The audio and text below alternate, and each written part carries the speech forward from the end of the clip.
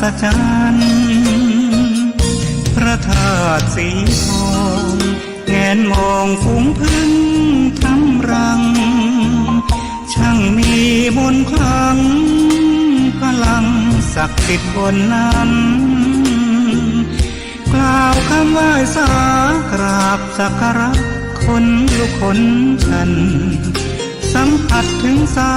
ยสัมพันธ์คงเป็นลูกหลานเคยร่วมสร้างบุญวัดดอยน้อยอยู่กลางยอดดอยโรยต่ออำเภอดอยหล่อเขตติดต่อป่าสางลำพูนเดินทางปลอดภัยจากเชียงใหม่หรือสายลำพูนยินดีต้อนรับนักบุญมาร่วมสร้างทานบารมีตีสามตีสี่เปิดสถานีฟังตุลุงยองนักเทศเสียงทองชื่อเสียงดังก้องทั่วฟ้าธานีตัวจริงเสียงจริง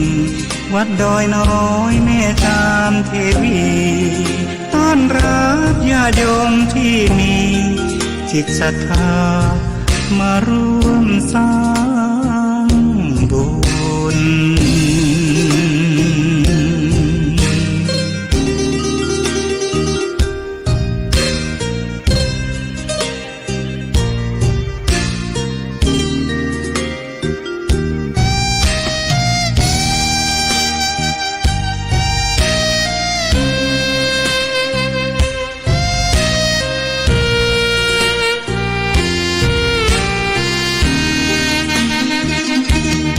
วัดดอยน้อ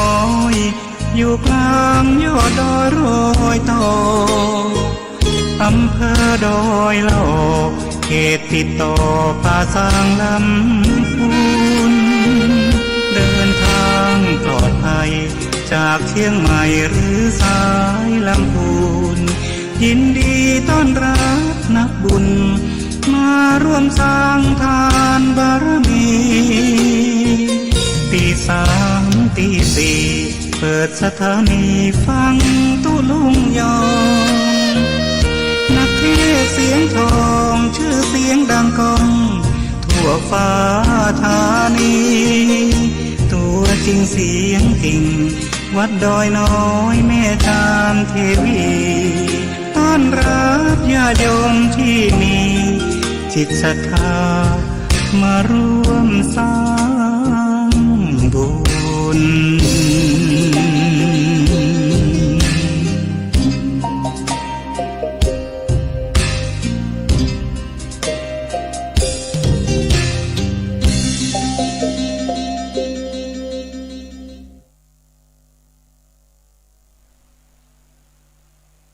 ศพบ้านอำเภอแม่เมาะ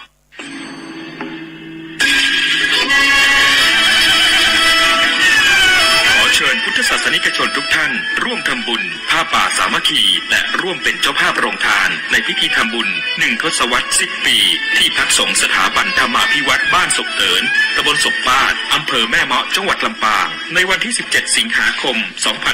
2565 เวลา 9 นาฬิกาถึง 15 นาฬิกา 30 นาทีบุญใหญ่ 10 ปีมีครั้งเดียวท่านสามารถร่วมทำบุญและเป็นเจ้าภาพโรงทานผ่านบัญชีธนาคารกรุงไทยสาขาประตูชัยชื่อบัญชีที่พักสงฆ์ธรรมาภิวัตรเลขบัญชี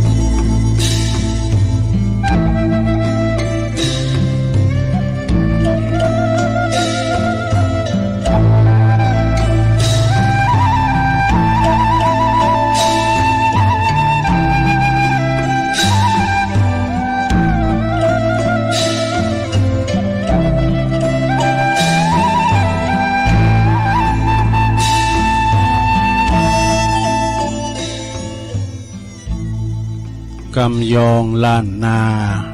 มีมาแต่ไทยลูกหลานอย่าได้ลืมลาถ้าเฮาบ่หักลืมอู่ลืมจาแล้วไผในจ้าจักมาสืบถอย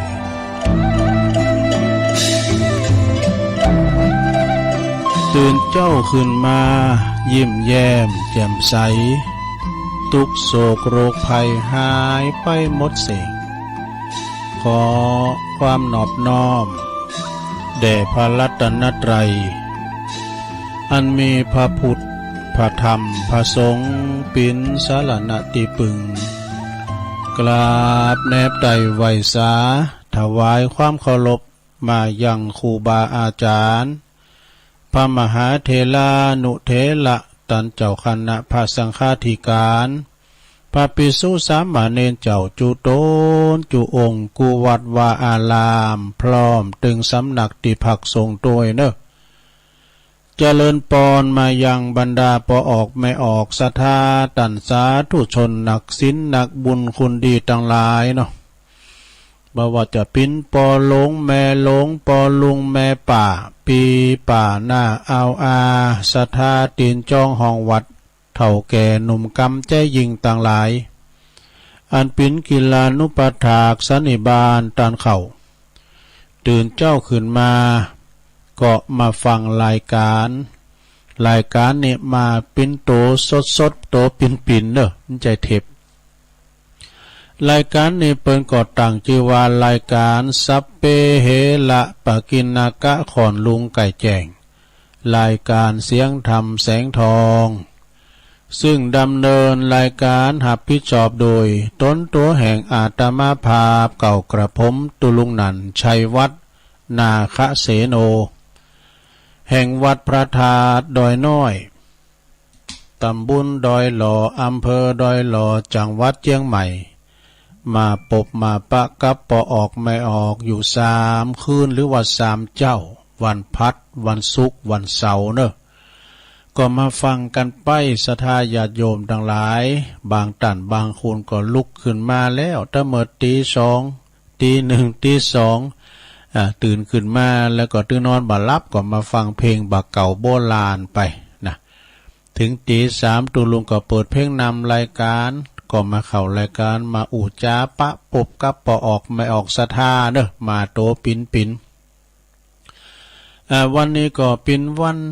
เสาร์ศรัทธาญาติโยมวันเสาร์ที่ 6วันนี้แล้วเนอะวันนี้วันที่ 6ของเป็นวันเสาร์เดือนสิงหาคมในรายการวันนี้ก็จะมีกิจกรรมเนี่ยถ้าเป็นวันเสาร์ในตุลุงก็จะยกวัดมาบ้านจะมีกิจกรรมโยงขันเกี่ยวตั้ง3โยงเข่าบาทโยงเข่าพระเจ้ามีการทำบุญตักบาตรจำลองนะสร้างจินตนาการนี่เนาะแล้วก็จะมาไหว้พระรับศีลนี่กะนะแล้วก็มีแผ่เมตตาก้าโยงกุลโลมก้าเนี่ยแผ่เมตตาอีตั้งอย่างกินจินะสวดพญานกยุงทองเดินทางเขี่ยวคาดปลอดภัยกันนะเนาะเอาละศรัทธาญาติโยมเปิดบ่หือเป็นการเสียเวลาตุลุงจะเพราะอันก็เดียวกันจะได้สวดมนต์เป็นเบื้องต้นกันเนาะจบสวดมนต์เบื้องต้นแล้วก็จะมาไปตั้งสถานีวิทยุเนาะที่เปิ้นมีบุญต่อโสตประสาทหูเฮาเจ้าขาดทั้งหลายฟังสูงจ้องตรงถึงจ้องถึงบ้านนะเมื่อว่าพร้อมแล้วเฮาก็จะเริ่มไหว้พระเนี่ยกราบ1 กราบ 2 กราบ 3ว่าพร้อมกันไปเลยเนาะอิมินาสการะนะพุทธังอภิปูชยามะอิมินาสการะนะธัมมังอภิปูชยามะอิมินาสการะนะสังฆังอภิปูชยามะ อะระหังสัมมาสัมพุทโธภะคะวาพุทธังภะคะวันตังอภิวาเทมิสวากขาโตภะคะวะตาธัมโมธัมมังนะมัสสามิสุปฏิปันโนภะคะวะโตสาวกสังโฆสังฆังนะมามินะโมตัสสะภะคะวะโตอะระหะโตสัมมาสัมพุทธัสสะนะโมตัสสะภะคะวะโตอะระหะโตสัมมาสัมพุทธัสสะนะโมตัสสะภะคะวะโตอะระหะโตสัมมาสัมพุทธัสสะอิติปิโสภะคะวะอะระหังสัมมาสัมพุทโธวิจาจาลานะสัมปันโนสุขโตโลกวิตูอนุตตโลปุริสตัมมาสาลาติสัทธาเทวมนุสสานังพุทโธภะคะวะติสวากขาโตภะคะวะตาธัมโมสันติติโกอาการิโกเอหิปัสสิโกโอปันนยิโกปัจจัตตังเวติตาโปวินโยเหติสุปฏิปันโนภะคะวะโตสาวกสังโฆอุจจุปฏิปันโนภะคะวะโตสาวกสังโฆยายะปฏิปันโนภะคะวะโตสาวกสังโฆสามิจิปฏิปันโนภะคะวะโตสาวกสังโฆ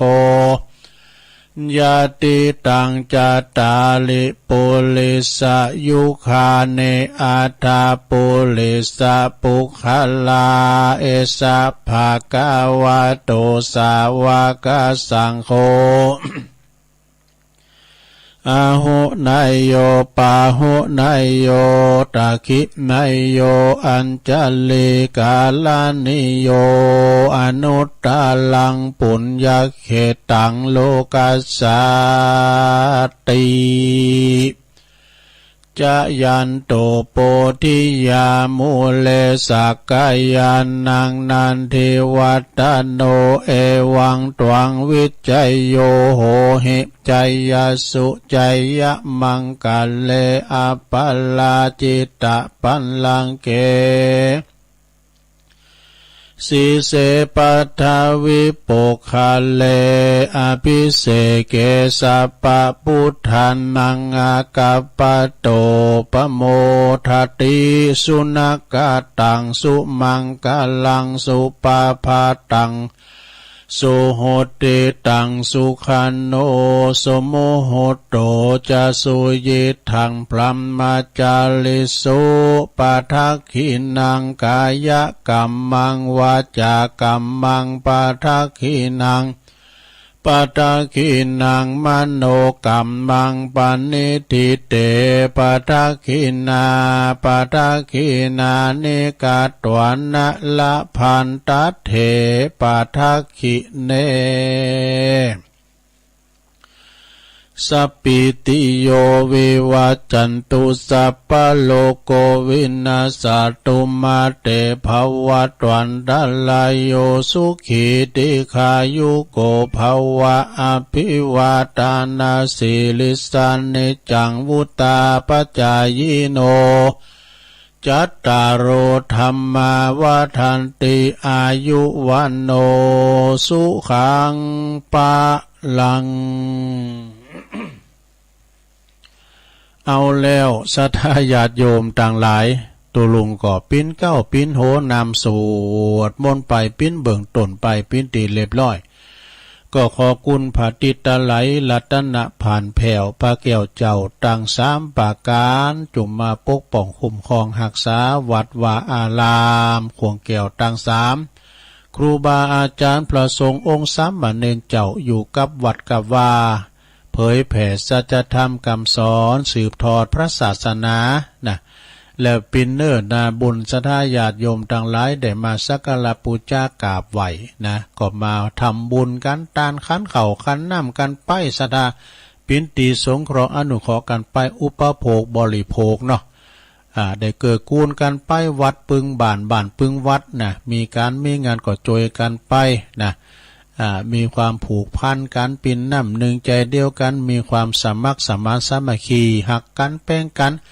หักกันเหมือนปีดีกันเหมือนน้องปองดองกันเสมือนญาติเนาะประเทศชาติศาสนาเฮาก็การกุงลุงเลิงสะเติงบันงามเด้อแล้วก็ขอเป็นกำลังจิตกำลังใจกับปอออกไม่ออกศรัทธาได้คุณเฒ่าคุณแก่ปอลงแม่ลงแล้วก็ปอลงแม่ลงที่เดินเหินไปไหนมาไหนบ้านใดก็ดีปิ้นกำลังใจเห็นเด้อเอาวิดีโอปิ้นกูหน่อยลงเด้อลูกหลานท่านเต่าก็ดีจะไปเนื้อไปไต่ไปกับรถลาโยดยานพาหนะก็ขอให้เดินทางเขี้ยวคาดปลอดภัยเนอะทุกตารางกิโลเมตรของการเดินทางทั้งขาไปและขากลับเนาะต่อไปจะได้ประกาศเนาะสถานีวิทยุในเครือข่ายที่เปิดหับสัญญาณนำเอารายการธรรมะภาคภาษายองช่วงเวลาตั้งแต่ตี 3 ถึง 5 โมงก็ดังต่อไปนี้เด้อขอบคุณสถานีวิทยุเพื่อการศึกษาพระพุทธศาสนาและวัฒนธรรมวัดฝายหินตำบลสุเทพเนออำเภอเมืองจังหวัดเชียงใหม่ FM 104.50 เมกะเฮิรตซ์โดยเมตตาบารมีธรรมอาจารย์ท่านพระครูสมุวิสุวัตวรกิจโจองค์คาลงในเมืองได้ฟังแต่เพลงโบราณมาแล้วเนาะก็ฟังกันไปขอบคุณสถานีวิทยุคณะสงฆ์อำเภอฝางตั้งอยู่ที่วัดพระบาทอุดมนำบ่อสาวาสำนักวิปัสสนา FM 100.25 เมกะเฮิรตซ์โดยเมตตาบารมีธรรมหลวงพ่อท่านพระครูสุจิตานุรักษ์ด็อกเตอร์เจ้าคณะอำเภอฝางเด้อขอบคุณตุปีเจริญโชติธรรมโมตุปีอมรเทพอุปสันโตตุปีโจนะพี่น้องต่างเมืองฟัง3อำเภอฟังกันอย่างชัดเจนเนอะขอบคุณสถานีวิทยุแดนดินถิ่นล้านนาตั้งอยู่ที่บ้านโฮงงัวตำบลนำบ่อหลงอำเภอสันป่าตองเนอะ FM 103.50 เมกะเฮิรตซ์โดยคุณรุจิสมบัติเงาคำนะ ขอบคุณสถานีวิทยุคลื่นธรรมะของชุมชนวัดห้วยตองซักตำบลขวงเป้าอำเภอจอมทองเนอะ FM 98.75 เมกะเฮิรตซ์โดยเมตตาบารมีธรรมอาจารย์ท่านพระครูวาปีวรมานิตท่านเจ้าอาวาสวัดห้วยตองสักและก็ท่านรองชวลิตชัยวังโสโซนไต่ก็ฟังตั้งแต่เพลงมาเหมือนกันเนอะสายไต่เนี่ยนะก็ฟังกันไปขอบคุณสถานีวิทยุมนต์เสียงธรรมอำเภอแม่แจ่มจังหวัดเชียงใหม่นะ FM นะวัดบุพารามตำบลจ้างเครื่อง FM 106.25 เมกะเฮิรตซ์โดยเมตตาบารมีธรรมหลวงพ่อพระครูมงคลวิสิทธิ์หลวงพ่อเจ้าคณะอำเภอแม่แจ่มเนอะขอบคุณท่านปลัดอุทัยทั้ง2อุทัยโดยขอบคุณสถานีวิทยุเน็กเนลเรดิโอ FM 96.75 เมกะเฮิรตซ์ตั้งอยู่ที่บ้านโจงตำบลทุ่งกวาวห้างหุ้นส่วนจำกัดอนุสรณ์เรดิโออำเภอเมืองปานจังหวัดลำปางเนอะขอบคุณสถานีวิทยุชุมชนคนเหนือเขื่อนตั้งอยู่ที่บ้านดงดำอำเภอฮอดจังหวัดเชียงใหม่ FM 90.75 เมกะเฮิรตซ์นะขอบคุณสถานีวิทยุเพื่อการศึกษาและพัฒนาอาชีพเรดิโอเน็ตเวิร์ก FM 103.00 เมกะเฮิรตซ์อำเภอเมืองจังหวัดลำปางโดยคุณอนุพงษ์ตาจีนะขอบคุณสถานีวิทยุเรดิโอเน็ตเวิร์ก FM 99.50 เมกะเฮิรตซ์วิทยาลัยเทคโนโลยีเพื่อการจัดการกฟผ.แม่เมาะลำปางนะก็ลิงก์สัญญาณไปขอบคุณสถานีวิทยุวิทยาลัยสงฆ์นครลำปาง FM 106.50 เมกะเฮิรตซ์เนอะวัดบุญญาวาสวิหารนะ แล้วก็ขอบคุณสถานีวิทยุน่านฟ้าเรดิโอ FM 100.25 เมกะเฮิรตซ์โดยคุณรุ่งนิรันดร์ปันดอนตองโดศรัทธาญาติโยมทั้งหลายกาเก่าเอื่นแบดตังสถานีนี่ก็จัดหมื่นเหมือนกันนะก็จัดหลายก็ปิ้งยังสถานเนาะถ้ามีปืนเฮาก็ไม่ได้ออกนะก็เปิ้นก็เกี่ยวสัญญาณตุลุงก็อุดตึกห้องสี่เหลี่ยมนี่ได้กะมันโพดไปตั้งนอกอ่ะ ถ้าเปิ้นก็เกี่ยวกล้องสัญญาณไปนะสถานเนาะมันต้องมีสถานีหับปิ้นส่งไปแล้วสำหรับส่งตอนเจ้านี่มันโล่งดีสถานอากาศมันดีเปิ้นบางพองก็ตื่นเจ้านะตื่นเจ้าแล้วบางพองก็อาหารตากับยามอีไผจะมาฟังตุ เพิ่นก็รับก็นอนกับโมก้าปวดโตอาหารตาแต่กับหมออีนายนะก็แล้วแต่ไผแต่มันคุณหนุ่มกำล่ำใหม่นี่เปิ้นยาการหามหลุมหามขำเปิ้นก็รับดีเนาะแต่คนซอวออย่างเฮาเนี่ยมันได้ปินล่ำปินนอนน่ะซะตุลุงสำหายปินกังวลโกมันรับลืมตื่นนะ โกมันรับโหลดผมจะโหลดอันนั้นนะโหลดแจ้งไว้กะตุลุงก็เลยปินกังวลแล้วกันวันนี้รับดีเนาะนาฬิกาปลุกนะตุลุงก็ลุกมา มาเปิดเพลงรอหับสัญญาณเนาะเพลงตุลุงทองจบกับเพลงตุลุงเข่าพอดีเนาะวันนี้วันเสาร์วันนี้มีนะตอนแรงบ่าย3 โมงนะวันเสาร์วันติดไม่มีรายการแต่ว่าปุ่น6 โมงปุ่นก็มีอยู่เนาะ6 โมงถึง2 ทุ่มนี่ก็มีอยู่ตุลุงก็เข้ารายการอยู่เนอะท่านผู้น่ะ เอาแล้วเนาะศรัทธาญาติโยมทั้งหลายอู่ไปอู่มากบท25 นาทีแล้วนี่เนาะต่อนนี้ไปตุลุงก็จะได้ทำกิจกรรมเด้อศรัทธาญาติโยมตีปล่อยเมไปวัดไปว่าบ้านใดมาแต่หึงโทนกรรมเนาะกูมันลืมไปกรรมอาราธนาต่างๆเนาะโยงเข้าบาทโยงเข้าพระเจ้าก้านี่อีตังอย่างกินจิวันตาหลงวันตาน้อยจะได้ก็ตามเฮาก็อาจจะได้ทำกิจกรรมเฉพาะวันเสาร์ยกวัดมาบ้านในลงเด้อยกวัดมาบ้านเฮาก็สร้างจินตนาการเหมือนเฮาไปวัดเนาะสถานเนาะใส่บาตรหยาดปกกันเด้อนี่นะเอาพร้อมแล้วบ่ถ้าพร้อมแล้วก็จะเริ่มรายการแรกแล้วเด้อศรัทธานะเขาจะได้เริ่มรายการแรกก็คือโยงขันเกี่ยวตัง3ตั้งหากันปินลำดับต่อไปเด้อ นะมาเมพุทธังคุณาสากัลลันตังนะมาเมธัมมังมุนิลาจเตสิตังนะมาเมสังฆังมุนิลาจาสาวกังอาจายโยโนปันเตอาชากามายาธาปะเลยาธามุลาเหยาธาอากุสเล เยมายังพุทธธรรมสังฆาเตสุลตาเนจติเตวาปัจจุปันเนวาอวิวายาติวาลาโหวากายเยนาวาวาจายาวามนัสสาวาปะมะตังวาอากาลวังวาอากาสิมหาติสวายาธาธัมมังปฏิกาโลมาเตสังโนพันเตปุตตติลัตตันนับตยังอนุกัมปังอุปตยาอาจายังอาจายาโตปฏิกันหาตุคัมมันตุสัพพังโตสังอายาติงสังวัลลิสัมมานะปุณเนวังกัลลิสามาสันจิจโตสังอาสันจิจโตสังสัพพังโตสังขมันตุโนเอาแล้ว จบไปอย่างนั้นแล้วลงเอ้ยเอาต่อไปเราก็จะได้สู่มาเข้าพิขาหารเด้อว่าพร้อมกันไปเลยนะมาเมตุปาบุภาลาจาตาเนโอตานาปิกาหาลาตาเนสหปาลิวาลาตาเนวัลลาตาคินายเย กายะตัวเลวจีตัวเลมโนตัวเลสันจิจะปมาเตนะวาอาสันจิจะปมาเตนะวากายะกัมเมนะวาวจีกัมเมนะวามโนกัมเมนะวาอติตาโตสังปัจจุปันนโตสังสัพพังโตสังกมันตุโนตุติยัมปิตติยัมปินะมาเมตุปะบุภาลาจัตตเนโอตันนาภิกาหัลลัตตเนสหปาลิวัลลัตตเนวัลลัตตขินะเยกายะตัวเลวจีตัวเลมโนตัวเลสันจิจะปัมมาเตนะวะอะสันจิจะปัมมาเตนะวะกายะกัมเมนะวะ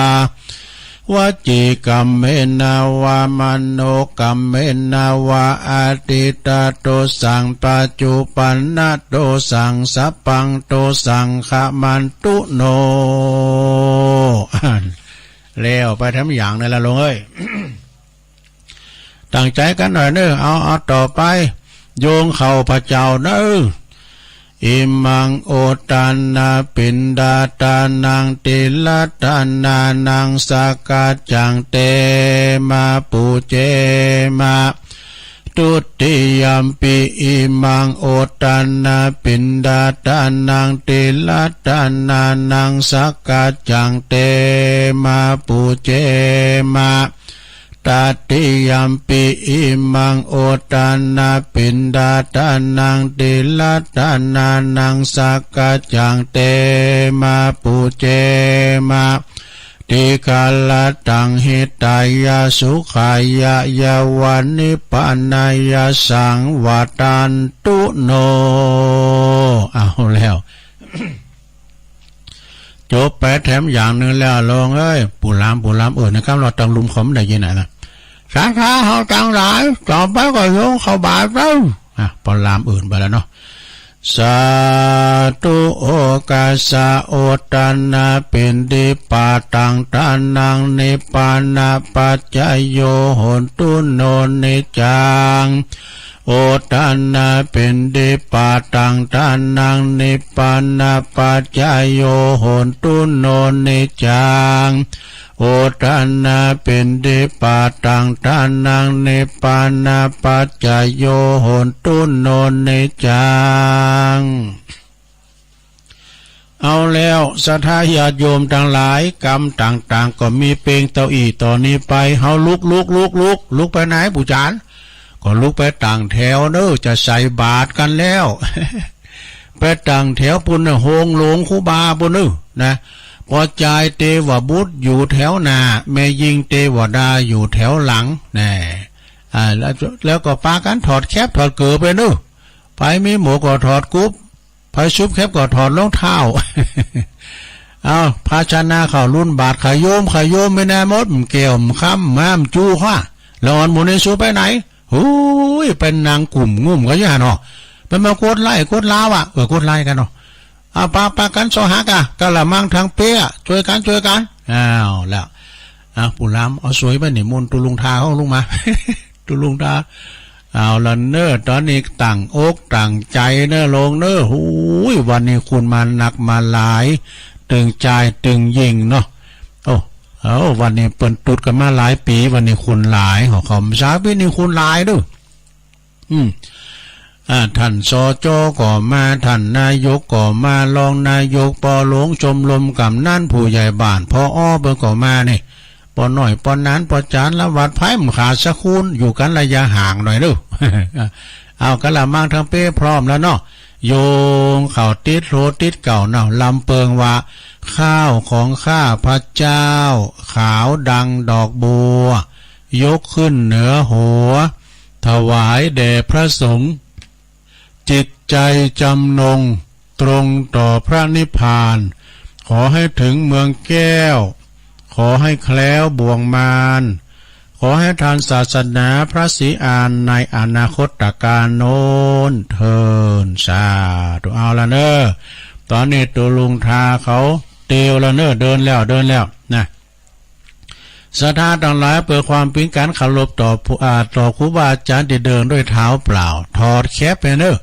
สุขโหโหมะสุขโหโหมะไปใจเนอะจะไปโอการเงียบนะครับโอ้เขารุ่นบาทเขารุ่นเรือติดตุลุงทาเบียมีไหนขยมโอ้ขใจนะถอเข้าใส่กระสอบก้านี่ถอเข้าใส่กะละมังทางเปกว่าประกบเลยคุณมาหลายตัวเจ้าพระนายไม่หน่อยเดียวมันสมดุลกันด่ะเอาใส่เข้าบาทกันไปเตียวไปจนสุดปลายนะโอ้ไข่นักใต้ไปเนอะนักตั้งหัวหน่อยเนอะตั้งใต้ในลูกหลาโคฮอมาดูโอ้ไปบาท2 บาทก็ติ้มบาทแล้วในเมื่อว่าครูบาอาจารย์รับบาตรมาปิ้นตีเรียบร้อยเนาะขึ้นอยู่บุญเต็นสังนางปิ้นตีเรียบร้อยละศรัทธาเขาเข้ามาในศาลาวิหารเนอะไผที่เขาที่มือก่อนล่างที่ก๊อกหังก็ได้ริมกินได้ก็ได้พี่ยังเนอะเอามาทางในจะไปนางพิธีนะกันนางพิธีมันสลุงมันปัดกันนะศรัทธาเนาะเอานางตีไหนตีหันเนอะปีหลายน้องนักวันนี้เขาจะได้เริ่มเนอะจะได้เริ่มทำพิธีแล้วสงบกันเนอะระงับหับปากเนอะต่อไปน้อมจิตน้อมใจเบญนามาตั้งพระประธานในวิหารศาลาพี่เนอะตอนนี้ไปก็จะได้เริ่มพิธีละนะโอ้วันนี้ท่านพอเฮามาเนาะเขาจะได้เจริญปอนอาจจะได้ขอท่านพอมาเป็นประธานในการจุดเทียนถูกปูชาพระรัตนตรัยนะเอาปูล้ำจุดเทียนชนวนตั้งมั่นไว้ก่อนเนาะเอาละเนอะศรัทธาเฮาเนอะน้อมจิตน้อมใจเนอะเจริญขอเชิญท่านพอโฮงเฮนเฮาได้เป็นประธานในการจุดเทียนถูกปูชาพระรัตนตรัยทุกท่านปนมมือเนอะในเมื่อว่าท่านพอโฮงเฮนเฮาจุดเทียนถูกปูชาพระรัตนตรัยเป็นที่เรียบร้อยผู้ช่วยเกณฑ์ขันศีลหืออันตุลุงทากรรมนะ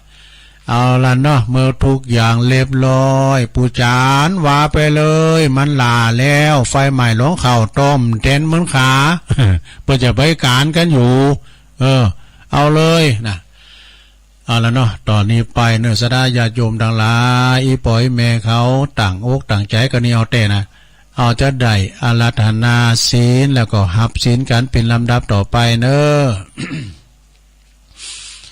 มะยังพันเตติสาลเนนะสหปัญจศีลานิยาจามะตุติยัมปิมะยังพันเตติสาลเนนะสหปัญจศีลานิยาจามะตติยัมปิมะยังพันเตติสาลเนนะสหปัญจศีลานิยาจามะนะโมตัสสะภะคะวะโตอะระหะโตสัมมาสัมพุทธัสสะนะโมตัสสะภะคะวะโตอะระหะโตสัมมาสัมพุทธัสสะนะโมตัสสะภะคะวะโตอะระหะโตสัมมาสัมพุทธัสสะพุทธังสรณังกัจฉามิธัมมังสรณังกัจฉามิสังฆังสรณังกัจฉามิ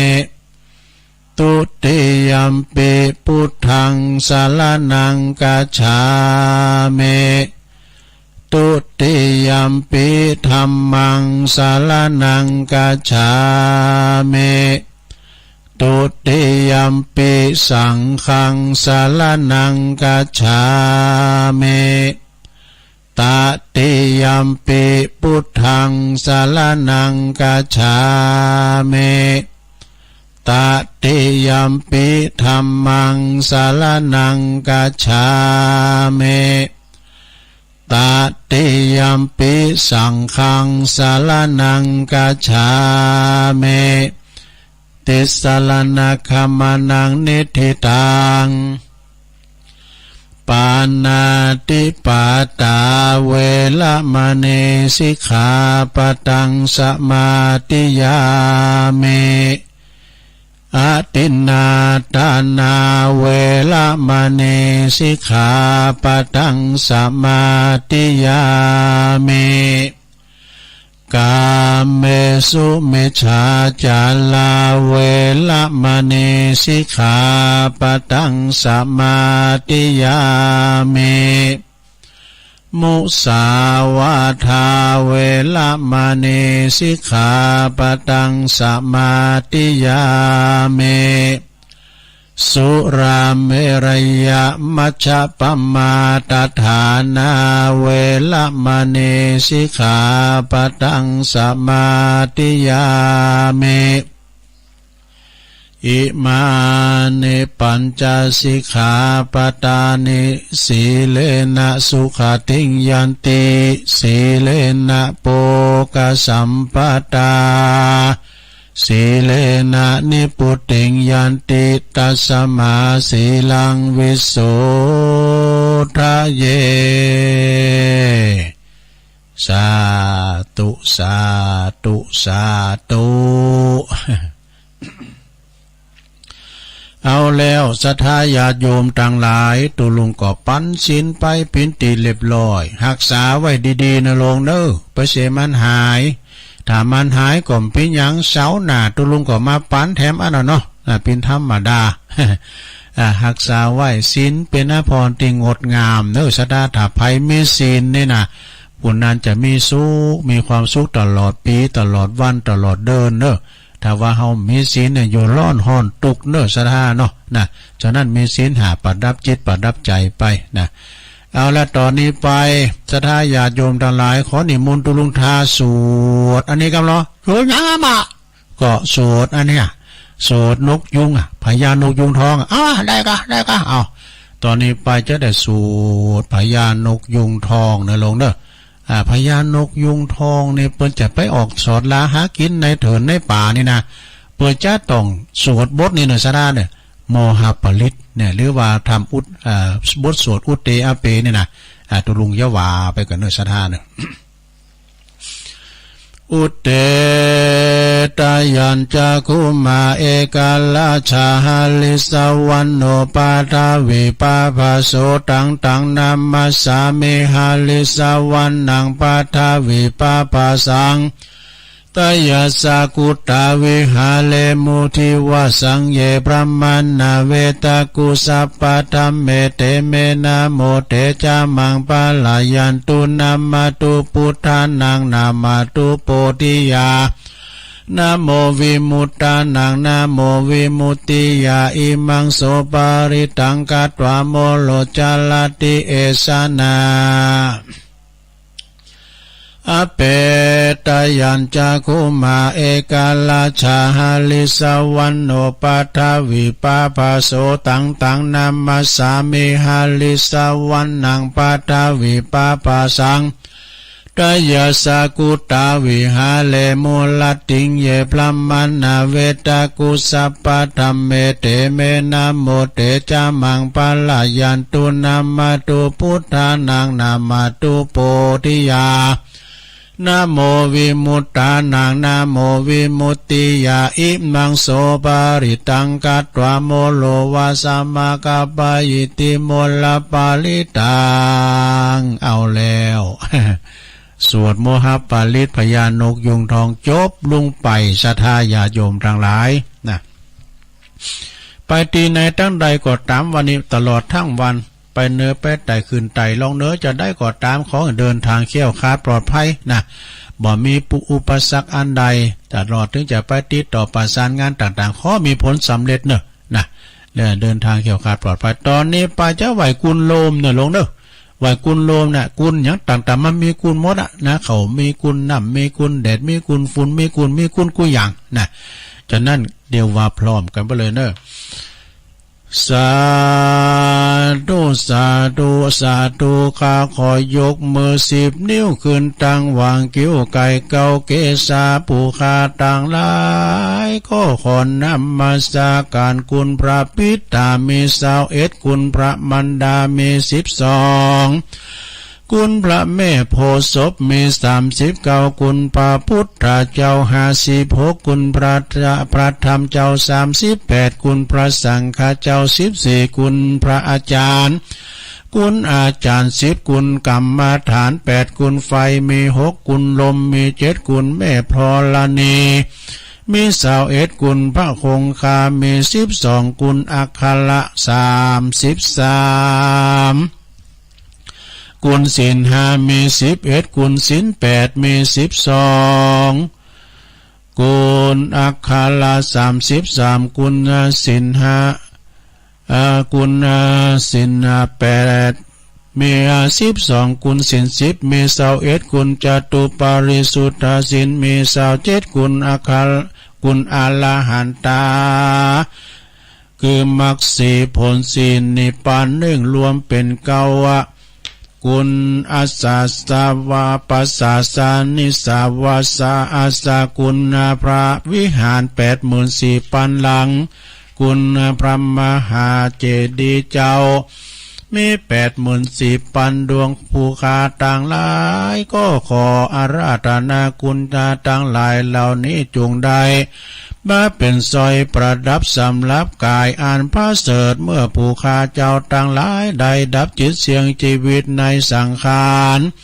ปีใดเดือนใดวันใดยามใดคืนใดดังอันก็ดีภูคาต่างหลายก็ขออาราธนาคุณเจ้าต่างหลายจงมาเปิดประตูพระนิพพานคือเวียงแก้วแก่ผู้คาต่างหลายแด่เตือนนิพพานะปัจจโยโหนตุโนนิจังนิพพานังปาลามังสุขังเอาแล้วไหวคุณโลมเนาะก็เรียบร้อยไปต่อไปอย่าแฮมดูแผ่เมตตาเนอะคำนี้นะจะแผ่เมตตาแล้วก็อีตั้งอย่างกินจิเป็นลำดับต่อไป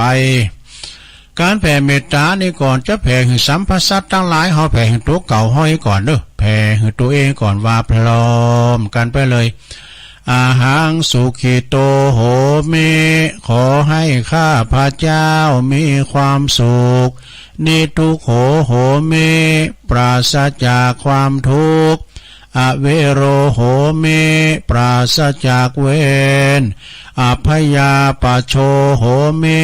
ปราศจากอุปสรรคอันตรายทั้งปวงอานิโคโหมิปราศจากความทุกข์กายทุกข์ใจสุขีอัตตานังปริหารามิมีความสุขกายสุขใจรักษาตนให้พ้นจากทุกภัยทั้งสิ้นเถิดนี่ อันนี้เป็นแผ่เมตตานะเป็นแผ่เมตตาให้ตัวเองต่อไปแผ่เมตตาให้สัมภสัตตั้งหลายน้อยใหญ่เนอะนะว่าพร้อมกันไปเลยสัพเพสัตตาสัตว์ทั้งหลายที่เป็นเพื่อนทุกข์เกิดแก่เจ็บตายด้วยกันทั้งหมดทั้งสิ้นอเวราโหนตุจงเป็นสุขเถิดอย่าได้มีเวรแก่กันและกันเลยอัปปยาปัชชาโหนตุจงเป็นสุขเถิดอย่าได้เบียดเบียนซึ่งกันและกันเลยอนิคาโหนตุจงเป็นสุขเถิดอย่าได้มีความทุกข์กายทุกข์ใจเลยสุขีอัตตานังปริหารันตุจงมีความสุขกายสุขใจรักษาตนให้พ้นจากทุกภัยทั้งสิ้นเถิดเอาแล้ว อันนี้เป็นอันกำแผ่เมตตาเด้อเนาะเอาต่อไปเอาเป็นไทยอะไรทำไมให้หน่อยนะเนาะสตานะข้าพระเจ้าขอตั้งจิตอุทิศผลบุญกุศลนี้ไปให้ไพศาลถึงบิดามารดาครูอาจารย์ทั้งลูกหลานญาติมิตรสนิทกันคนเคยรักเคยชังแต่ครั้งไหนข อให้ได้ในกุศลผลของฉันทั้งเจ้ากรรมนายเวรเทพเทวันขอให้ท่านได้กุศลผลนี้เถิด เอาแล้วสัทธาญาติโยมทั้งหลายนะการที่ว่าเฮาได้วากรรมต่างๆเนาะตั้งแต่โยงเข้าบาตรกรรมสังต่างๆทั้งหลายเนี่ยสัทธาญาติโยมมันเป็นการที่ว่าย้อนความจำเขาด้วยเนาะต่อไปเอาเป็นเมืองกรรมล่ะสัทธาเอาเป็นเมืองคือจะได้สวดแผ่เมตตาเนอะแบบพื้นเมืองเนอะอย่างกินจี้นะเอาเกมน้ำยาด้วยเนอะ ในนี้นะอิตังทานกัมมังเนปานาปัจจายโยโหนตุโนนิจังอิตังศีลกัมมังนิปานาปัจจายโยโหนตุโนนิจังอิตังภาวนากัมมังนิปานาปัจจายโยโหนตุโนนิจังยังกินเจกุสลังกาตาปังกัมมังสัพเพเหกาเตเหกาตังปุญญังโนอนุโมตันตุสุนันตุโพนโตเยเตวะอัสสมิงฐานเนอาติกาตาทิกายุกาสัตตาหนตุสัพพสัตตาสุขีอัตตานังปาลิหาลันตุมาตาปิตาสุขีตาหนตุตุขาปัมมุนจันตุสัพเพยาติกาสุขีตาหนตุตุขาปัมมุนจันตุสัพเพอัญญาติกาสุขิตาหนตุตุขาปัมมุนจันตุสัพเพปิสาสัพเพยาขาสัพเพเปตาสุขิตาหนตุ ทุกขาปัมมุนจันตุสัพเพนาคาตาสุขิตาหนตุทุกขาปัมมุนจันตุสัพเพเทวาสุขิตาหนตุตุขาปัมมุนจันตุสัพเพอาจาริยุปัจจายาสุขิตาหนตุตุขาปัมมุนจันตุสัพพสัมปติโยชมิจฉันตุโวเอาแล้ว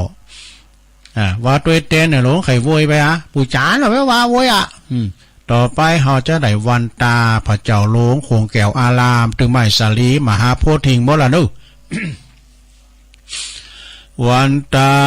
เมพุทธังสัพพเมโตสังกัมมะธัมเมปันเตวันตามิธัมมังสัพพเมโตสังกัมมะธัมเมปันเตวันตามิสังฆังสัพพังเมโตสังกัมมะธัมเมปันเตวันตามิกาลูอุปจาจาริเยสัพพังเมโตสังกัมมะธัมเมปันเตวันตามิกัมมัฏฐานังสัพพังเมโตสังกัมมะธัมเมปันเตวันตามิอารัมเมปัตตสิมายังสัพพังเมโตสังกัมมะธัมเมปันเตวันตามิเจติยังสัพพังสัมปัฏฐานเนสุมปะละเดนติตาสัลลิลาธาตุมหาโพธิงพุทธรูปังสักกะลังสัตตนาคาโลเกเทวโลเกปรัมมาโตเกจมปูติเปลังกาติเปสัลลิลาธาตุโยเกสาธาตุโยอะละหันตาธาตุโยเจติยังกันตะกุติงจตุรสีติสาหัสติตัมมะกันเตสัพเพทังปาตาเจติยังอาหังวันทาเมสัพพโสอาวันตาลงจบไปแล้วต่อไปบินหน้ามาดังครูบาอาจารย์มีตุลุงทาเป็นเก้า เอาจะได้สุมากาลาวาครูบาอาจารย์เนอหมอบลุงเนอว่าวันตาหน่อยพร้อมกันไปเลยวันตามิพันเตสาปังอัมปัลลาตังกัมมะธัมเมพันเต มายากาตังปุญญังสามินาอนุโมทิตาปังสามินากาตังปุญญังไมหังตาตาปังสาธุสาธุอนุโมทาเมจัตตาโลธรรมาวัฏันติอายุวันโนสุขังปลังสาธุสาธุสาธุเอาแล้วศรัทธาญาติโยมต่างหลายการทำกิจกรรมก็จบแค่นี้เนอะโธ่เป็นกึ่งชั่วโมงเหมือนกันเนอะเพราะว่าวันเสาร์นี่เฮาก็นะจะมีการยกวัดมาบ้าน มันจะยกถึงหมดมันไปแปะให้มันได้จินตนาการเอาเนาะสมมุติว่าเฮาไปวัดไปว่าอีกกันเนาะเพราะว่าตอนนี้ก็ศรัทธาจะ4 โมงพอดีละฆังดังลงแล้วหั่น เน้นไปตีละฆังแล้วนะละฆังยกที่1ดังขึ้นพี่เลี้ยงลง จะได้ทำวัดสวดมนต์แต่ตุลุมได้ไปศรัทธาเนาะก็อยู่กับปออกศรัทธานำเรียนหลวงพ่อแล้วเหรอขึ้นแล้วนี่ก็ไม่ได้ทำกับเปินเนี่ยก็มาเข้ารายการเจ้านี่ก็ไม่ได้ทำกับเปินมันมาซุปเด็ดซุปเด็ดวันศีลวันพระเนาะก่อนพิญังเนาะศรัทธาเนาะตูเจ้าพันเนนก็ตึงหลายเปิ่นโสดกันกล่องลงก็เดี๋ยวก็เสียงแบกกาวขึ้นมาพองจ๋า ก็ขอสุมาอภัยตัวนึกศรัทธาญาติโยมทั้งหลายหลังจากที่เฮาได้ทำกิจกรรมกันไปพิธีเรียบร้อยตอนนี้ไปตุลุงก็จะน้อมนำเอาชาดกนิทานธรรมเนอะวันนี้ได้รับความอนุเคราะห์จากคุณนิกรชายน้อย น้องล่องหนึ่งเปิ้นสูงมากก็ปิ้นขติเตือนอกเตือนใจเนอะศรัทธาจะปิ้นอย่างธรรมมากะนะนิทานธรรมหมูสู้กับเสือดู มันปิ้นจะได้ ลองฟังก่อนได้ลงเนอะนิทานธรรมนิทานเดินนี้นะพระพุทธเจ้าเปิ้นได้เล่าไว้เมื่อครั้งป้าหลบหลวงตารูปหนึ่งก็คือตุปอหลวงตาเนาะรูปหนึ่งนะเปิ้นได้วิ่งหนีวิ่งหนีพูดที่วิ่งหนีตายแล้วก็ไปตกใส่หลุมโสมปุถโธ เปิ้นอุจจาระเต็มตัวนะเปิ้นเราได้ว่าพระโพธิสัตว์เจ้าของเฮานี่เปิ้นเป็นราชสีห์เนอะนะเปิ้นเป็นราชสีห์อาศัยอยู่ในถ้ำแห่งหนึ่งนะและไก่กันนั้นก็มีหมูป่านะมีหมูป่าฝูงหนึ่งก็มีหลายตัวอาศัยอยู่ที่สาระน้ำนะเนอะมีอยู่หันวันหนึ่งเนาะราชสีห์นั้นก็เที่ยวไปหาอาหารมันจะไปกาบไปกว่าสัตว์เล็กสัตว์น้อยมาเป็นอาหารเนี่ยเนาะแล้วก็มาป้าใส่สาระน้ำนั้นก็มาดื่มน้ำในสาระน้ำนั้นนะแล้วก็จึงไปป้าใส่หมูป่าตัวหนึ่งเนาะแอบอยู่เนาะโกหมูป่าหันนะปุดตัวหมูป่าตัวนี้ก็ตุยปีดีงามเฮ้ยเนี่ยหมูป่าตัวนี้มันก็คือว่า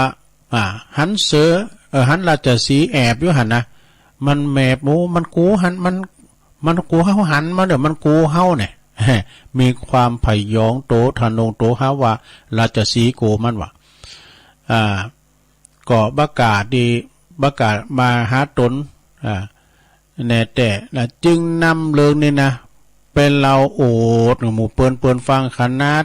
ขาหน้านะสุมาเนี่ยขาไปกินน้ำนะพญาราชสีห์หันขายังโกนะไอ้นะไปโอดเหกับเจ้าหมูเจ้าฝูงนะเปิ้นว่าจะได้ต่อสู้กับราชสีห์นะนัดสู้กับราชสีห์ว่ะได้ฮู้ว่านั่นอาจจะเป็นการแนะนำเปิ้นว่าถามว่าจะไปต่อสู้กับราชสีห์เจ้าหมูเจ้าฝูงทั้งหลายเปิ้นก็บอกว่าอันนั้นน่ะนำมาซึ่งความหายนะมาสู่ฝูงของตนเองเนอะนะจึงออกอุบายว่ะนะจึงออกอุบายกับราชสีห์วันตีนัดต่อสู้กันจนราชสีห์เนี่ยยอมยกชัยชนะให้กับหมูป่า และเปิ้นก็รอตายจากการปินอาหารของราชสีห์ป่าไปนะเจ้าป่าไปแล้วก็ยอมอพยพหนี ราชสีห์ไปอยู่ที่อื่นนี่แต่อย่างนั้นซะอันนี้ก็เป็นราชสีห์ได้ยอมก่านหมูเนาะเรื่องนี้เปิ้นก็เปิ้นบอกว่าโหจักเอาตัวหลอดปิ้นหยอดดี อันนี้ก็จบลงไปเนอะก็มีทำหลายเรื่องอยู่นะอันนี้ก็ว่าไปแล้วนะหนูถูกหลอกนี่ก็ว่าไปแล้วนิทานหงส์ทองคำก็ว่าไปแล้วแล้วก็2 ปีน้องเนาะลิง2 ปีน้องก็ว่าไปแล้วเนาะความกตัญญูยังแปะเจ้าปัญญาแถมนี่เอาไว้นี่ก่อนเนาะ เอาไปเล่าตอนต่อไปตอนนี้ไปเจ้าเรานิทานอันนี้ก็มูลเหมือนกันนะสดาก็สลับซับซ้อนเหมือนกันเนอะนิทานเรื่องนี้ก็มาในธรรมเหมือนกันเนอะมีอยู่2 สหายปจาย2 คุณหักกันแป้งกันปิ้นเปิ่นมิตรสหายค้ำกันเนาะมิตรเกี่ยวสหายค้ำกัน2 สหายในบ้านละบ่ทิ้งไปที่ไหนก็ไปตัวกันอยู่ในเมืองปาลาน่ะสีวะ2 สหายนี่นะก็ไปทำการทำงานที่ไหนก็บ่ได้ไป2 คนนี่ก็ไปปรึกษาหารือกันว่าเฮาอยู่บ่เดียวนี่ก็อยู่เดียวได้เปลี่ยวเปล่าเดียวโดดมีหยังเฮาพากันไปศึกษาหำเห็นบ่ไอ้ดอกมาตกลงปรุงใจกันว่าจะไปเห็นหนังสือไปเห็นวิชาความโหตีปุ้นเมืองตักกศิลาบ่ดูติดที่3 ป่าโมกพุ่นน่ะ เมื่อว่าตกลงกันได้อย่างนั้นแล้ว2 สหายก็เดินป่าเนาะเดินป่าไปดำดอยลอยโหยไปถึงเมืองตักกศิลานะก็มีพระฤาษีว่ะพระฤาษีมีหลายตนเนอะไปขอเป็นลูกศิษย์ลูกหาพระฤาษีตนได้ก็ยอมหับ2 ปีเนาะ2 สหายนี่นะไปยอมหับสักตนแต่มีฤาษีตนหนึ่งนะก็ว่าสองคุณนี่มันอนาคตไปตนานี่มันจะได้ดีหน่อยนะเปิ้นหูนะมันพอออกหรอก็เอา2 ตนนี่มาหับเป็นลูกศิษย์นะแล้วก็สอน2 สหายเนี่ยได้ต้องอันนี้เนี่ยต้องบทสวดเนี่ยเนอะมันจะสวดและกรรมเป็นกรรมเนาะทำเหมือนอย่างนี้ทำแต่ถ้าเย็นอย่างก็เยแต่เยเลาะและรอแลนี่มันปอกกินกันเนาะทำมันยังก็ทำแต่ทำเยอะแยะเยอะแยะมันแบบปอกกินไอ้น่ะไปเห็นได้เดินเนี่ยวะได้เดินนี่ก็ย้ำได้ได้วะเห็นกรรมได้นะ2 เดินก็บ่ได้3 เดินก็บ่ได้แล้วก็เลยพากันไปเรียนอาจารย์ทิสาป่าโมกเนาะไปเห็นอยู่หันครบ4 ปีดูโอ้แต่งแต่ได้นะเย่ยังเย่แต่เย่ล้อเล่มันพอกินบ่ครบ4 ปีแล้วอาจารย์เปิดก็ว่า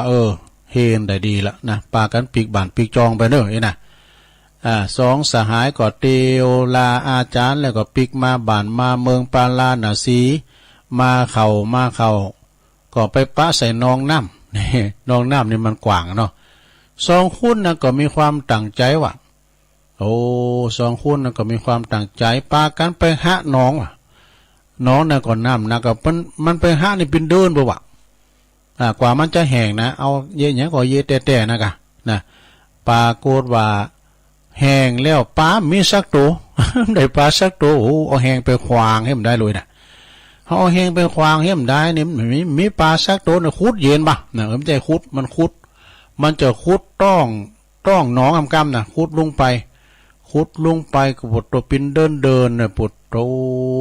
เยอะยังเยแต่นะกะนะจะไปขี้ข้านปลาก่อมได้แล้วคุดกุ่นน้องไปแถมว่าคุดเย็นจ้ะคุณยามพวกเนาะคุดดินลงไปเนี่ยก็ปลากันตองกันเยอะยังเยแต่นั่นเนาะนะปลาโคตรว่าคุดเข่าสะเทือนไปถึงงานเมืองบาดาลบ่สะเทือนไปถึงเมืองบาดาลปุ่นพญาเมืองบาดาลก็มันมีเรื่องอย่างนั้นแผ่นดินไหวก็บ่ไอ้น่ะห้องเสนาอามาตย์ข้าราชบริพารทั้งหลายมาประชุมพร้อมกันนะพอดีก็มีเสนาเฒ่าอันนี้เปิ้นตะฮู้โดยจะได้หมู่เนาะมันมี2 สหายนะท่านพญาเจ้าเมือง2 สหายเนี่ยมันขุดดินน่ะมันจะทะลุบ้านเฮาเมืองเฮาแล้ว จะทะลุบาดาลไปแล้วนะมันต้องการสมบัติจ้ะเอ้น่ะพญาจอมเมืองก็ว่ามันต้องการเนี่ยต้องการสมบัติกะเอาเสนาอามาตลายไหวสาพระพญาบาดเจ้าเอาทองคำเนี่ยเอาไปหือมันไปเนี่ยเอาทองคำมาไหวตีหันวะแล้วเขาก็ขุดไปไอ้หมอหนึ่งก็ขุดใส่ดังแก๊กหมอหนึ่งก็ขุดใส่ดังแก๊กมันยังบ่าฮะเปิ้นอันนี้ยังบ่าขุดควยออกมาปุดโถเลื้งหามทองห้องมาว่าทองคำปุดโถสหายเดี๋ยวนี้เขาจะรวยแล้วหน่อยนะโอ้เขาป้าทองคำเนี่ยเตวบุตรเทวดามอบไม้เหรอได้ทองคำมาก็ยกขึ้นมาบุญบกมันนักเนาะคำเลื้งหามแล้วก็ปากันมาแปลงคล้ายๆกับล่อเนี่ยนะแล้วก็เอาคำเอาใส่ถุงใส่ถุงคำแล้วก็เอาใส่ในหล่ออยู่กันลากกันมาลากมาเข่าปรากฏว่าอิดมอยอ่อนนาแกก็เลยไปปะกระท่อมหนึ่งไปห้องอยู่ด้านในบุญโอ้เป็นว่าซองตายายอยู่ที่หันพอดีนะเขาตั้งสอนแล้วก็ตายายอันขอฝากของไว้ในกำเนิดอันตู้ข่อยเขาเนี่ยมันห่อนหรือกำลังจะลุ่งไปอาบน้ำที่น้ำตาในกำนาไอ้น่ะไปเด้อบาหลานไปอาบน้ำเด้อไอ้น่ะที่พออุ้ยเขาจะปลงเขาจะเฝ้าเนี่ยบากองละอ่อนสองคุณสองสหายค่อยลางไปสูลองเตะพอลอดทุงนั่นปิ้นยังบ่าไม่เนาะคุณเถ่าพอใจก็ไปเตะผอมปูดตัวเลื้งสามท้องปีนท้องว่ะแล้วคิดความโลภเกิดขึ้นนะสองตายายความโลภก็เกิดขึ้นว่าจะโลภเอาของละอ่อนถึงสองเนี่ยนะโอ้มกองละอ่อนถึงสองอาบน้ำมาแล้วมาตีกระต๊อบเนาะกระท่อมไหมเนาะกระท่อมของสองตายายโหอันถุงเขาไม่ไหนปอหลงถุงเขาไม่ไหนอันนี้ถุงขี้เขาไม่ไหนอันนี้หายปอนายนะเขาปอหลงใหญ่ว่ะจะอ้ำเอากันดื้อนี่จะอ้ำกันสึ่งนะสองตายายก็มีความโลภเนาะลักเอาว่าจะเป็นของโตอีกนะหดทองคำมันแปลงเนี่ยเนาะปรากฏว่าทิ้งกันว่ะตึงสองกลัวนะสองตายายก็ว่าเป็นของโตมาอยู่ในบ้านมาอยู่ในเฮินอีปอหลงเขานี่ก็เป็นของปอหลงไม่หลงเขาเป็นของสองตายายเป็นมันอยู่ในคุ้มเขาเนี่ยนี่นะก็เอามาฝากว่านี่ตายายหลานเนี่ยเอามาฝากว่าเนี่ยอู่กันแล้วรู้ย้ำหัวปิ่นของตาของยายเทงกันเข่าว่าเรื่องนี้ก็เลยดังไปเดินล่อนห้อนไปถึงหูของพญาจอมเมืองปาราณสีว่ะพญาจอมเมืองปาราณสีก็เลยห้องเขาเฝ้าถึงสองกูมาอันนี้ทองคำเนี่ยประจะมาตัดสินเนี่ยไปปิ้นจะได้ทองคำในปิ้นของไผบัดสองสหายนะก็ว่าอันนี้ปิ้นของอันเก่ากระหม่อมเขานะเจ้าพ่อพญานี่นะสองตายายไปใจที่ไหนมาอยู่ในเฮินขับขามอนน้อยเขานี่นะนี่นะของตายายนี่กะเถียงกันเข่าพญาจอมเมืองก็จะแตดสินว่ะนะเดี๋ยวเกินจะแตดสินเกินเปิ้นก็เลยไปเอากองไข่ก็กองสองหนาแล้วหือคุณแค่นี่คุณแต้มเนาะเขาไปอยู่ในหันว่ะเขาไปอยู่ในหันแล้วก็เอาปิดเอ็มก่อนปากกามีเนาะปิดเอ็มหนังสือแล้วก็เอาสองตายายมาก่อนสองตายายมาหามกองเนี่ยหามไปแวดมาก่อนลำพึงลำพันสองตายายก่อนลำพึงโอ้สวยเฮานิ่มหน่ายเลยเนอะมันน่าจะมาความโลภมาเข่ามาเลือดเข่าตาเนาะมีความโลภไข่ใดของเปิ้นเฮาเนี่ยเฮาเนี่ยถึงสองเฮาในโฮมหลังจะรุดจากบ่ายก้าไอ้น่ะมาโลภเอาของติ่มจากของเฮาไอ้น่ะ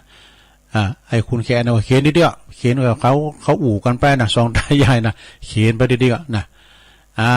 แล้วเขียนเดียวไป3 รอบละมาต่อไป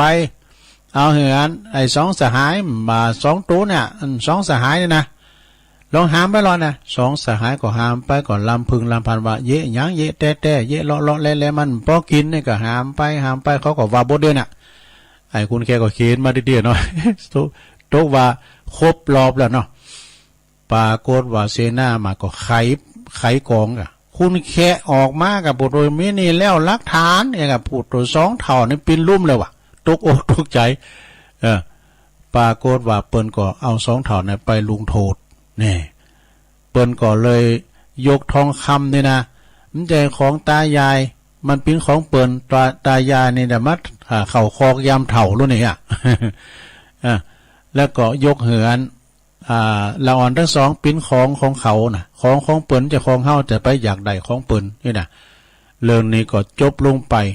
พญาจอมเมืองก็เลยแต่งตั้งสองสหายน่ะปิ้นเศรษฐีประจำเมืองว่าหั่นดู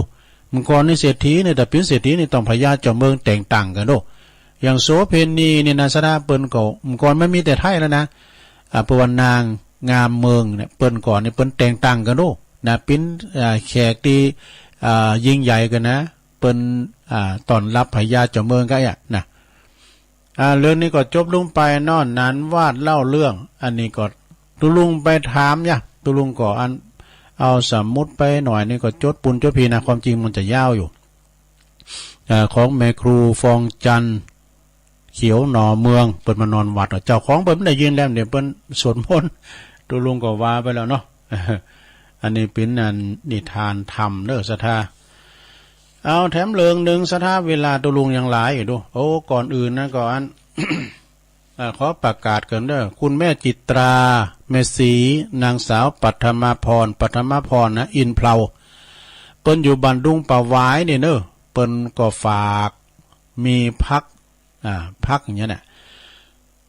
มีพักโง่นเนาะพักเสียงดามีแพ้วปลาแห้งมีแพ้วมะเขือสุ่มบดตู้ปนหูวัดตุลุงทำอาหาร ฝากน้าเอามาตัวมันยังแฮมหลายอย่าง ขอบคุณแม่จิตราเนอะ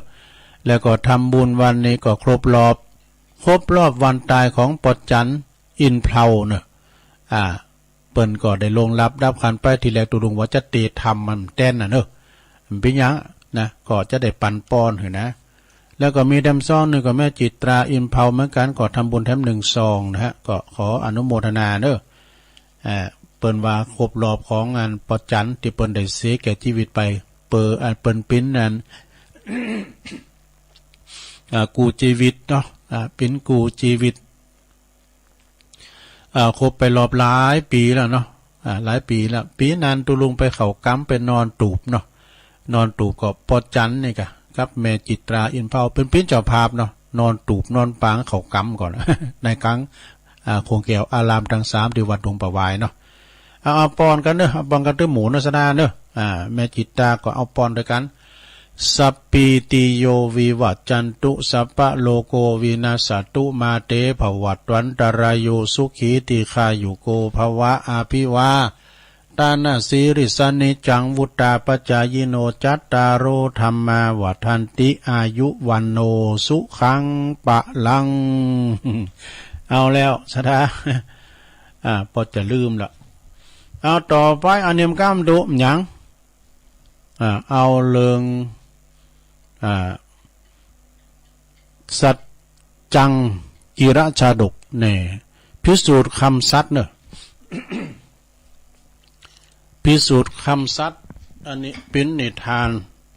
มาในชาดกเป็นนิทานธรรมนะลงเนอะณกรุงณเวลุวันวิหารพระพุทธเจ้าเปิ้นตรัสชาดกเรื่องนี้เปิดสอนเล่าว่าพระเทวทัตในพยายามที่จะสังหารพระองค์หลายจาดแล้วความว่า ในอดีตนะพระตถาคตของเขาในเสวยพระชาติเป็นฤาษี นะเปิ้นเสวยพระชาติเป็นพระฤาษีปำเป้งบารมีธรรมมีอยู่หันวันหนึ่งเนอะเปิ้นหันกุมารนะคือเขาตกน้ำมานะอันนี้เป็นความจริงมันยาวนะอันนี้มันนิทานเป็นลบลัดตัดตอนเนาะพระราชกุมารนะแล้วก็มีนกแขกเต่ามีงูมีนกมีหนูเปิ้นปากันไหลน้ำก้อนน้ำลอยมาตุ๊บป่องตามกระแสน้ำหลากพระฤาษีก็หันว่าโอ้พระราชกุมารนี่เปิ้นเป็นมนุษย์ก็น่าจะมีพละกำลังสูงกว่านะจึงไปช่วยสัตว์ทั้งหลายก่อนนะมีงูมีหนูมีนกแขกเต่าให้กับไปช่วยสัตว์ก่อนแล้วก็ช่วยพระราชกุมารเป็นลำดับสุดท้ายนะทำเหมือนพระราชกุมารนี่บ่ป้ออกบ่ป้อใจนะนำความขับแค้นใจเอาเป็นคูณได้ๆนี้ช่วยกำลุนเนี่ยกะประมาณนั้นนะทำเหมือนกุมารนี่ ผูกใจเจ็บคิดจะสังหารพระฤาษีกันมาดู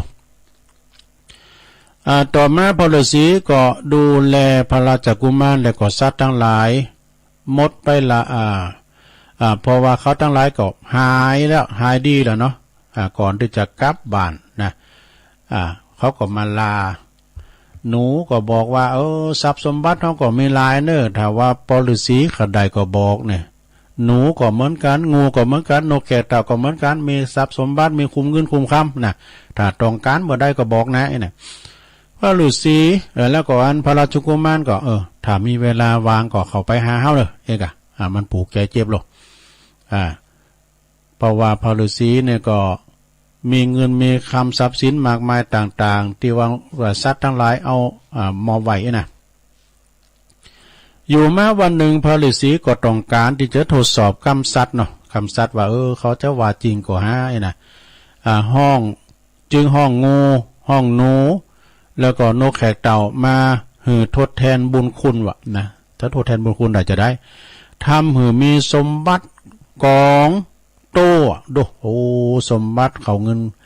เขากองเงินคำเขาเปิดขอสารก็มีว่าดูมากองอยู่ตรงหน้านะจุนพระฤาษีนั่นน่ะ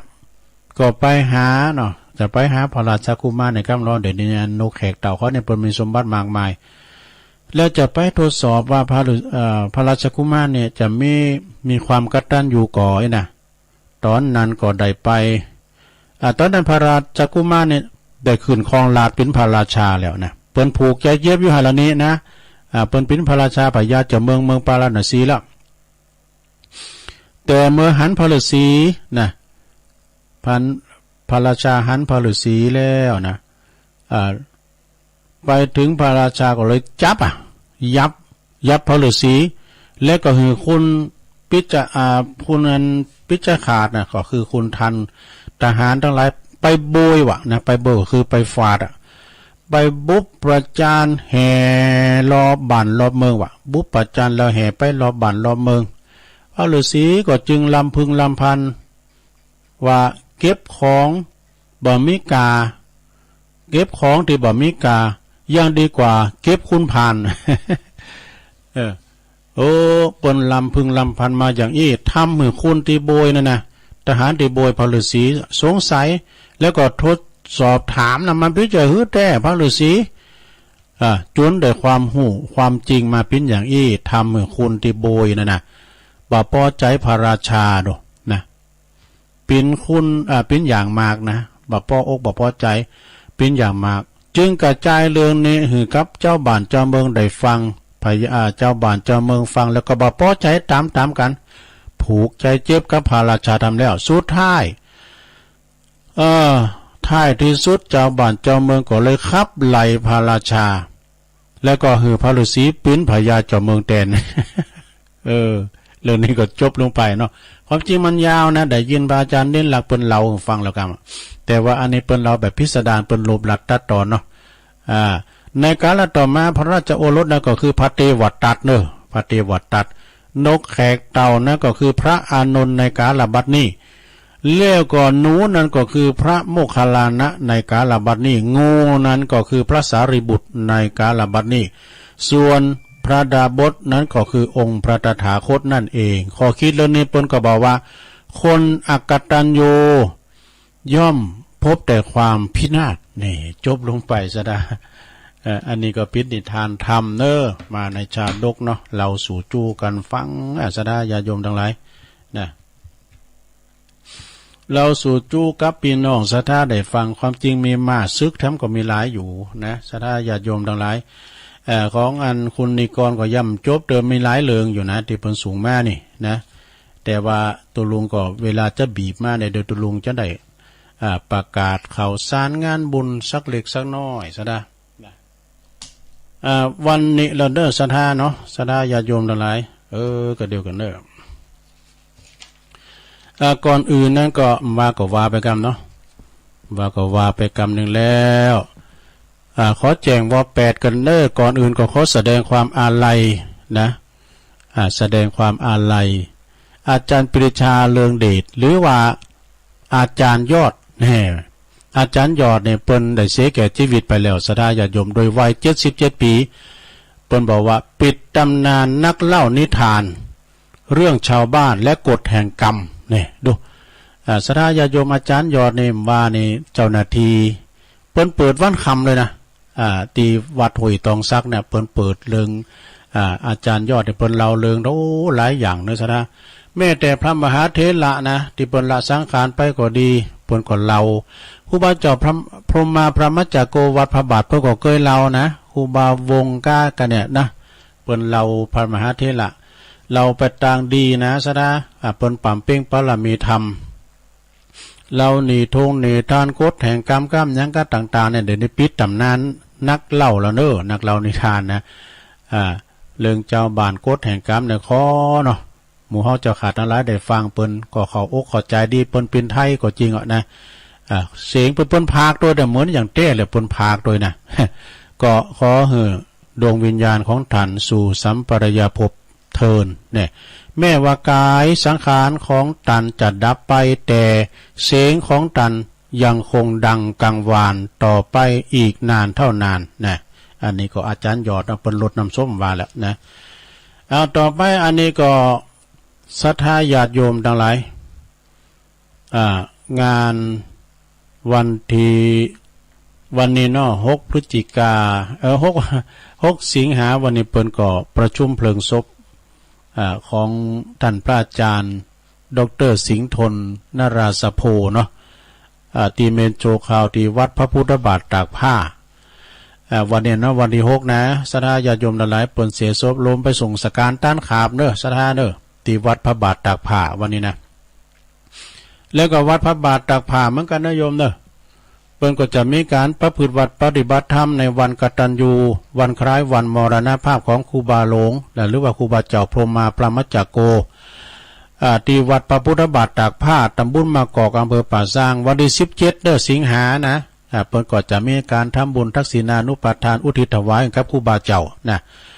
และเปิ้นจะปฏิบัติธรรม12 ถึง 18เด้อญาติธรรมหรือว่าปอออกศรัทธาปอขาวแม่ขาวก็ไปประพฤติวัดปฏิบัติธรรมกันเด้อหลวงปู่ครูบาเจ้าพรหมาเนี่ยเปิ้นชาติการจากโลกไปได้38 ปีแล้วศรัทธาเนาะนะโดยเมตตาบารมีตามในพระเดชพระคุณท่านเจ้าคุณพระพุทธบาทพิทักษ์เจ้าคณะอำเภอป่าซางเจ้าอาวาสวัดพระบาทตากผ้าพระลามหลวงเนาะประธานจัดงานทุกวันที่23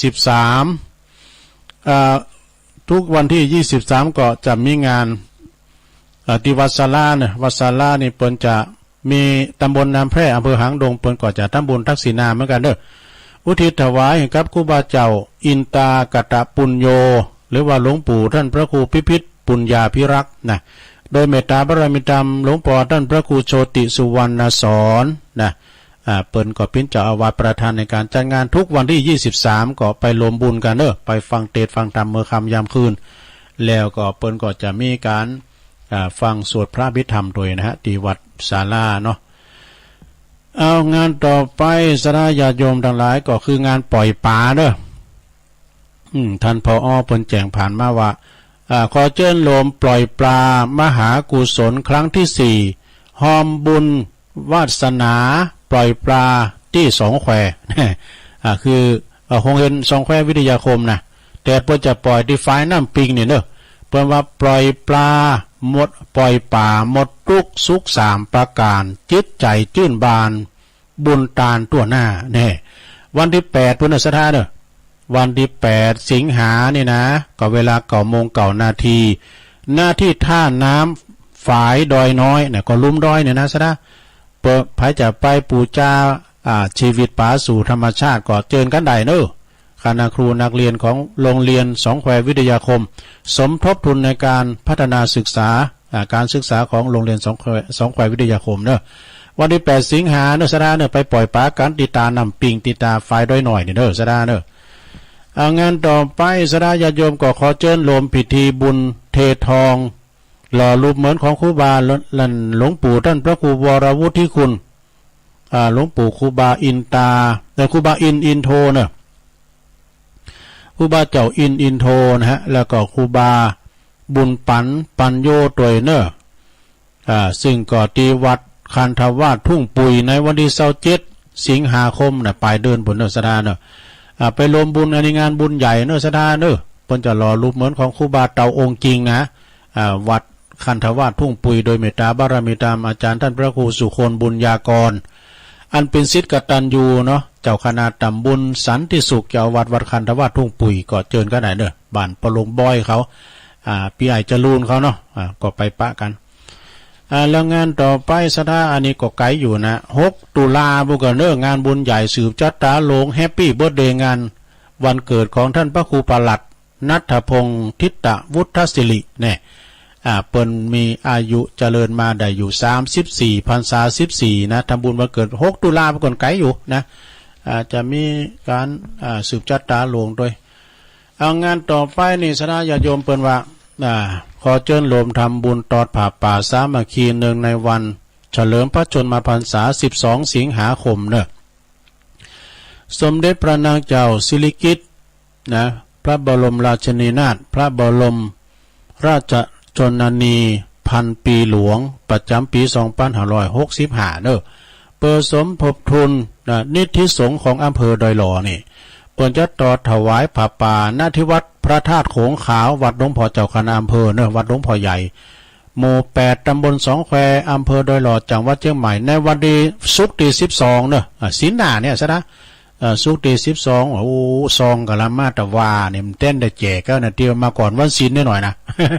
ก็จะถอดเวลา 14 นาฬิกาบ่าย 2ต่อแล้วก็สถาวัดสันเหมิงตำบลหนองหลองอำเภอเวียงหนองหลองในเปิ้นแปลงห้องน้ำห้องโสมโต18 ห้องเกินเนอะสดาเนาะเปิ้นก็จะปูกระเบิงนะสดาปูกระเบิงตารางเมตรละ300พระเจ้ารมปิ่นเจ้าภาพก็ติดต่อได้เนอะดีพระอาจารย์เน้นหลักปัญโยนันหรือว่าท่านพระครูนันทบุญญาเขตสรีบุญเติมนะหรือว่าแต่ป้ายตีโปรแกรมนั้นวิวัฒน์ปัญโยยอดหรือว่าปรามติบ ได้เนอะตารางเมตรละ300 บาทนะก็ยังขาดจัดหลายอยู่เปิ้นปูพระฟ้าบ่เนาะวัดทุ่งเศรษฐีสันตอนะเวงป่าเป่าเปิ้นก็จะปูกระเบิงสลาเหมือนกันปูปื้นนะตารางเมตรละ300เหมือนกันเนอะสถาอันเปิ้นจะมุ่งหลังคาวันนี้อาจารย์พระครูอภิวัฒนวิกรมเปิ้นก็จะไปพอสลาแล้วก็เปิ้นโจตุลุงไปโดยก็จะติดซอยหอยตามเปิ้นไปเด้อที่วัดสันตอพุ่นนะวัดทุ่งเศรษฐีเวงป่าเป่าพุ่นน่ะวัดเหล่ามนทารามวัดใหม่เนอะเหล่าเป่านี่เปิ้นก็จะซื้อที่ดินเหมือนกันเนอะตารางเมตรละ300 บาทเหมือนกันก็เชิญเจ้าปีน้องสถาญาติโยมทั้งหลายไปรวมทำบุญกินต้านโดยกันเนาะงานที่ไหนมีก็เชิญกันได้นะพี่น้องสถาญาติโยมตานะไม่ตานะปรมีบุญจะเกิดขึ้นได้เมื่อเฮาตานเนาะสถา12 สิงหานี่ก็ศีลหน้านี่เปิ้นจัดตานศาลาเนอะที่บ้านโทงที่ปุณณาธิกูขี้เล็กบ้านโทงปิ้นวัดหางเนอะเปิ้นก็แปลงศาลาหลังจัดใหญ่จัดงามเนอะและเปิ้นจัดตานวันที่12เวลาบ่ายโมงนะวันนั้นเป็นวันเดินปิงเปิ้นไปลุงโบสถ์กันก็กินข้าวงามกินข้าวตอนแล้วก็พากันไปตอนเจ้าก็ได้นะที่วัดกูขี้เล็กตำบลตาตุ่มอำเภอป่าสร้างแล้วก็อำเภอดอยหล่อเขาเนี่ยนะเปิ้นกาบเกี่ยวกันนะก็ไปรวมกินลมตาลกันเนอะตระกูลกิ่วแก้วพร้อมด้วยคณะสัตยาในโปรเจกต์ต้านศาลาการตีกูขี้เล็กนะพี่น้อง2 แควก็ดีบ้านกลางก็ดีบ้านโทงเอาหงตาลไปพร้อมเด้อแล้วก็มีเจ้าที่การวิชาสุจินโนอันนี้เปิ้นตักมาตังลายเจ้าคณะตำบลโมงน้อยเจ้าวัดป่าตาลไหวสาตุปีนะครับเด้อเอิ่นไปตังปครูสุทัศน์กันทวังอันนี้เปิ้นเป็นมรรคนายกด้วยเนาะ ไอพงบันแซมเขาด้วยปีโยมปียุพินหอมมาลาปีน้อยอันนี้เปิ้นอยู่แม่โยกเนอะสาธุฟังอยู่เจ้าอยู่แม่โยกกลางเวียงเชียงใหม่นะที่ศาลากลางเนาะแม่สุทัศน์ดีมูลแสนพรมทุ่งปีกอดตักมาตังลายเนาะฟังอยู่เจ้าขอบคุณเนอะคุณแม่ชื่นใจไพรวันอันนี้เปิ้นอยู่ปางน้ำทุปุ่นนะเดี๋ยวจะกายไปหาด้วยแม่ดู บุตรกายไปหาปางน้ำทุของอันตุลุงชาวเนาะฟังอยู่เจ้าฟังตลอดเจ้านะเป็นกำลังใจเห็นขอบคุณเนอะว่าแม่พลอยมณีอันนี้อยู่บ้านป่าห่าเนอะตำบลเมืองจีกับไวสาตุลุงฟังอยู่เจ้าขอบคุณเนอะแม่ครูทองคำที่วงคำนะฮะตุลุง ถ้าสวดมนต์เก่งได้คาถานกยุงทองสาธุเจ้าในคาถานกยุงทองอุเตอเปนะแม่เด้อแม่ครูทองคำที่วงคำนี่เพิ่นกดตักมาเนาะเพิ่นอยู่ปุ้นเสาหินสีโบบานปิ่นอสมดีเด่นระดับภาคเกิดได้เนี่ยแม่หลวงสุมาลังกาพินเอิ่นไปตังปะหลวงทวีด้วยเนาะอันนี้เพิ่นอยู่ป่าหาเหมือนกันเด้อตำบลเมืองจี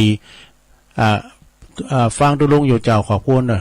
แม่แดงอามพรในแตนดอกไม้จอมต้องฟังอยู่เจ้าแล้วก็คุณแม่ศิรินทิพย์บุญเลิศอันนี้ปูนเปิ้นอยู่บ้านอยู่กรุงเทพปุ่นนั่นแหละนะกับไว้สาธุลุงฟังอยู่เจ้าสาธุบ้านสวนดอยหล่อปีนั้นก็ฟังอยู่ บ้านสวนดอยหล่อเนาะแล้วก็แม่จีกันธนีสายยะหน่อยเวงป่าเป่าฟังอยู่แม่หลวงสายฝนจันคุณนะพี่น้องหลายปิ้งนะน้องผ่าขาวก็ฟังอยู่เอิ่นไปทางปอคูชัยด้วยเนอะปอคูชัยทองขันจากน้องผ่าขาวเป็นจังส่งขอความดีๆมาให้ตุลุงแม่พันธาวันนะอันนี้อยู่ป่าไม้แดงเนอะไหวสาตุลุงให้กำลังใจเจ้าคุณแม่การดาสีเนตรฟังชัดเจนดีอยู่หางดงเนาะเจรพีพันธ์อันนี้ก็ปุ้นประอยู่เมืองฝางปุ้นก็ฟังอยู่แม่กาบแก้วบุญมาดงแม่กาบแก้วบุญมาดงก็ฟังอยู่ไอ้บรรจงการท่าวงดูเข้ากันได้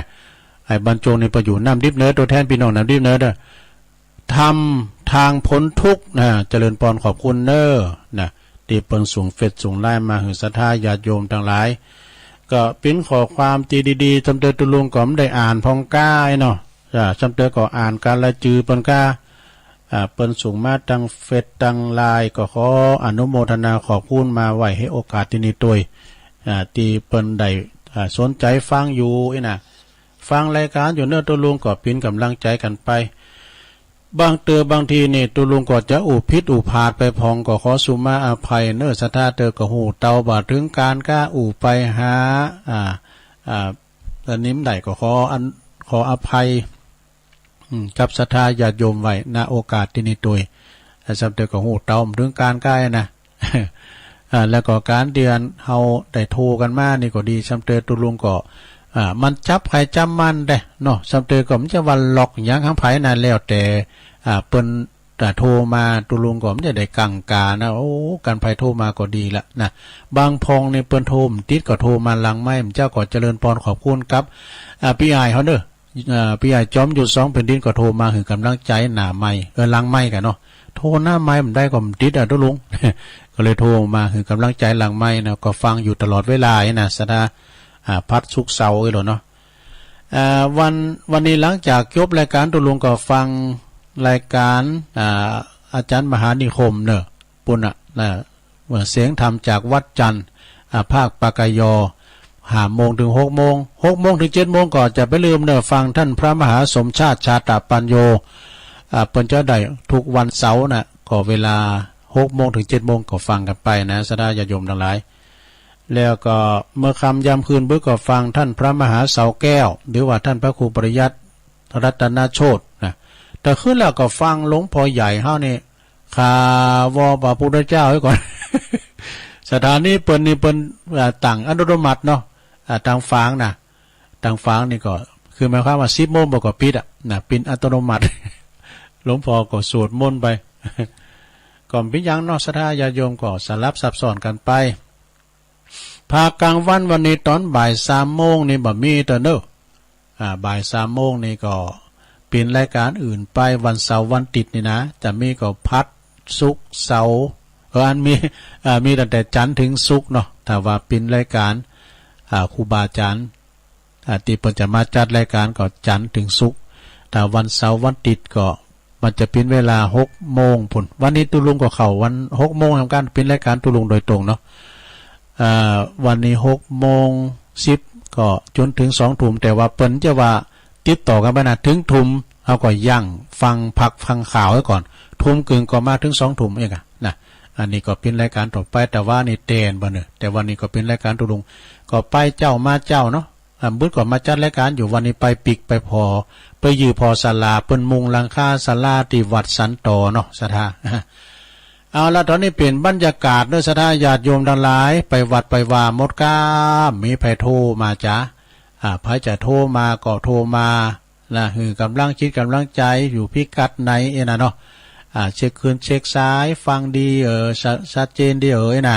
โทรมาที่เบอร์0899556506เนอะไผที่โทรมาติดโทรมาวันนี้เนี่ยเปิ้นไปนอนวัดกันหลายนะเปิ้นไปนอนวัดก็ไม่ได้โทรมาแหละนะจากนั้นก็โทรมาเนาะโอ้วันนี้มาเบอร์แรกก็แม่จันสมเบอร์แรกเขาตอดตะวันเนี่ยฟังไปวัดตัวอะค่ะดีกันแต่ว่ามีคำสักคำเป็นว่าอันอาจารย์ยอดเพิ่นเสียเนาะอาจารย์ยอดเปิดวันคำเปิดวันคำเนาะฟังตลอดโอ้เสียดายได้สุดยอดแต่นะอาจารย์ยอดนะสุดยอดแต่แม่น่ะแม่เสียดายแต่ถึงเพิ่นจะเสียไปอย่างใดเพิ่นก็ยังอยู่ตลอดปีสุดปีเนาะแม่นก็เปิดตลอดกันโอ้เจ้าเพิ่นพากโดยชัดเจนเพิ่นพากโดยนะพุทธมนต์แท้เจ้ามีกุศลทานนี่พระบาทก็มีเจ้าเพิ่นไปฝากไปมันเฮาใครฟังก็เปิด YouTube ฟังก็ได้นะเจ้าให้กำลังใจหน่อยตุลุงเอาขอบคุณเจ้าสาธุแม่จันสมมานีจักเปิ้นอยู่วันนี่กะหลังกาดแม่สาวมาเป็นเบอร์แรกเจริญปอนครับผมสาธุครับสุขครับไอ้สาครับตอนได้จ้าพี่ไอ้แต่ละปียังนั้นครับนพเก้าเนาะนพเก้าครับผมนพเก้าอยู่นะครับโอ้ขอบคุณหลายๆได้ลงตลอดนะครับสารปีอย่างหนึ่งอะครับผมอย่างหนึ่งครับโอ้อันก็หูจักปนันสายันอยู่ก้าเนาะครับอยู่ใกล้ๆกันนะฮะดีกะก็ลงตลอดนะครับเป็นกำลังใจให้ลุงนะครับขอบคุณเนอะขอบคุณเนอะพระเก้าเนอะโอ้สาธุคุณหนุ่มคุณกำได้นะเปิ้นนี่ลูกเจ้าตื่นเจ้าฟังตลอดขอบคุณเนอะนพเก้าอย่างเนืองสารปีเจริญปอนไว้สาครับน้องเบลเนาะครับก็แสดงความเสียใจครับอาจารย์ยอดนะครับแล้วก็ครับรถน้ำส้มหวานเปิ้นอยู่ระยองบ่เนาะครับแล้วก็อันเปิ้นก็ผมก็มีแค่ได้เปิ้นอยู่ครับดีละฟังได้เต็มที่ครับผมประวัติครูบาวงศยะครับประวัติของหลายๆอย่างครับผมดีแล้วขอบคุณน้องเบลหลายๆเลยจะได้ก็คือกำลังใจทุกลงด้วยครับสาธุน้องเบลก็ไฟในธรรมนะฟังน้ำฟังธรรมตลอดเจริญปอนกราบไหว้สาธุวันไม่ได้โทรมาก็เติงหลวงพ่อมานิดถ้าจะฟังเสียงคนหาคนอ่านนิทานหรือประวัตินี่นะผมจะฟังที่มันปึงนี่ก็คือหนึ่งท่านประหลัดนรงค์ฤทธิ์รายการคดีโลกคดีธรรม11 ลงถึงเตี้ยเนาะขึ้น104.5เนี่ยฟังเลย2คุณยุทธบางขวาประวัตินักโทษประหารภาคนี่มันถึงเหมือนถึงจะจินตนาการนะทุก3บอกอาจารย์ยอดเนี่ยโตสุดยอดถ้าเปลือกมังคุดนี่แหละหายแทบหายจ้อย77 ปีคือบอกว่าจะเทศหรือจะเล่านิทานนะถ้าเสียงไป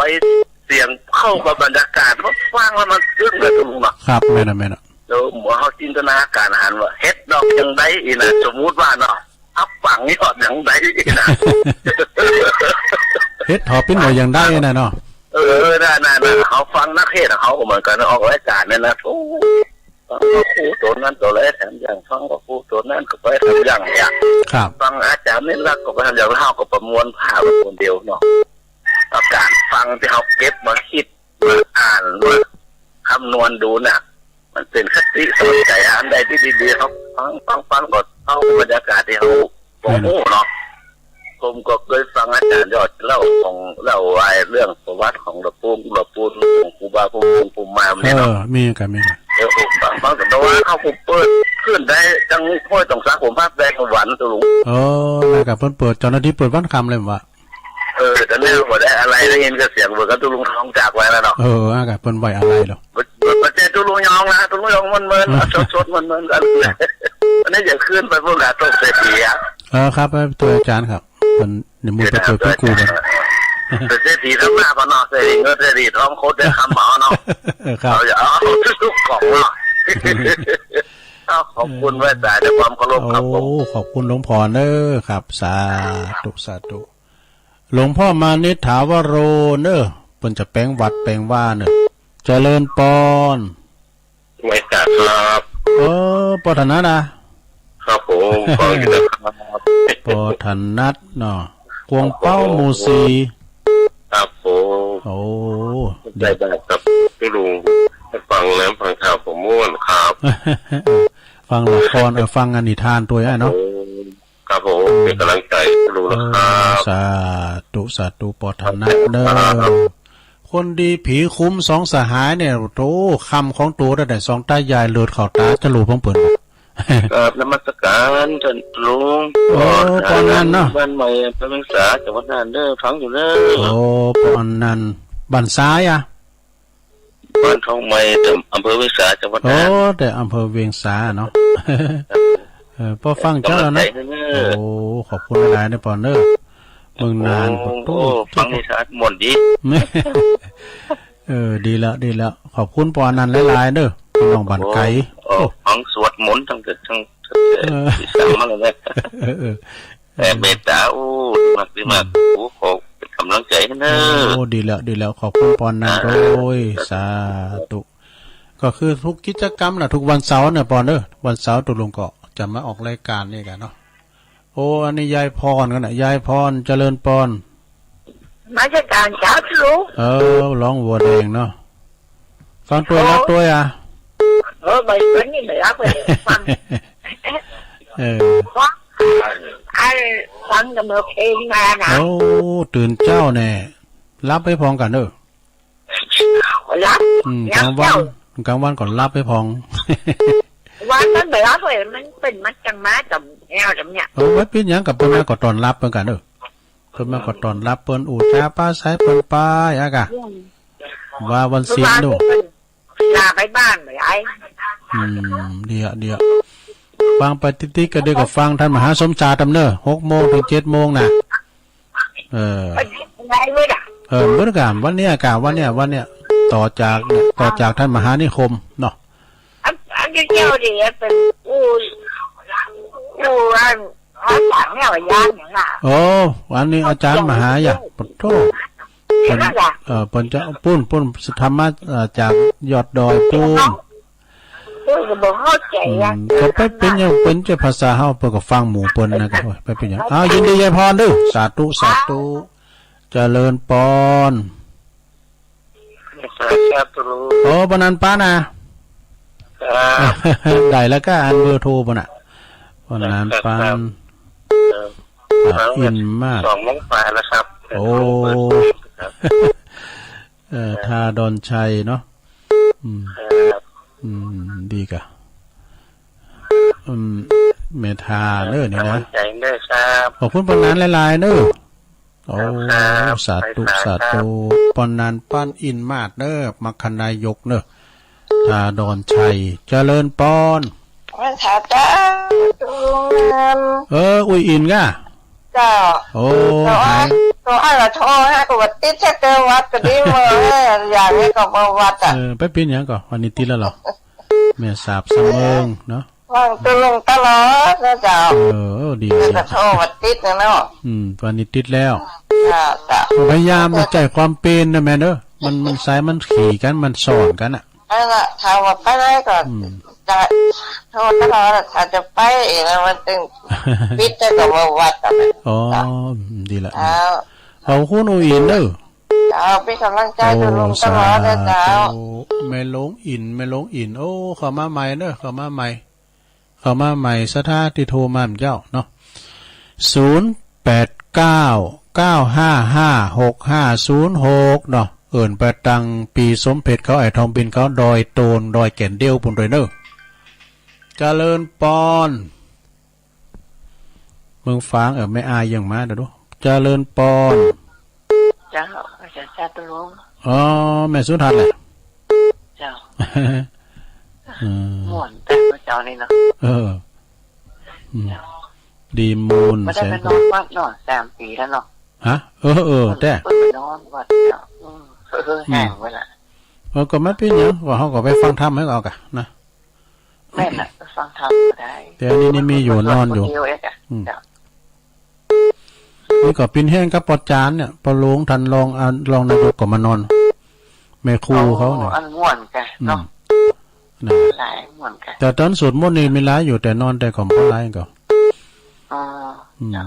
ยินดีแม่สุธาหลายๆเด้อ แล้ว ดีมูลแสนพรหมทุ่งปีไม่วางกว่าเด้อนี่นะอ้าวเข้ามาแถมเจริญปอน ค่ะพระสาธุลุงโยมแม่บุญพินเด้อ แม่บุญพินเนาะ วันนี้ตื่นขึ้นมาจักไปพาถึงลุงเลย จับบ่ดีอ่ะ พอดีเลย ดีกะ ลุงทำกิจกรรมเรียบร้อยเด้อยินดีนะแม่บุญพินอำคตโรงพยาบาลลานนาเด้อเจริญปอน เจ้าไม่สารเจ้าท่านอาจารย์ แม่ปานี่มาแล้วมึงฟัง มาแล้วน้ำนองนะเนี่ยฮะน้ำนองมันนี่จอนน้ำนองอ่ะฝนตกน้ำโถมาเจ้าพูดได้คนครัวเล่มเดียวเนี่ยโอ้ตกหลายนักแกรู้เนี่ยเจ้าก็เพื่อจะดุ้งตื่นรถก็ออกได้ลำเดียวเนี่ย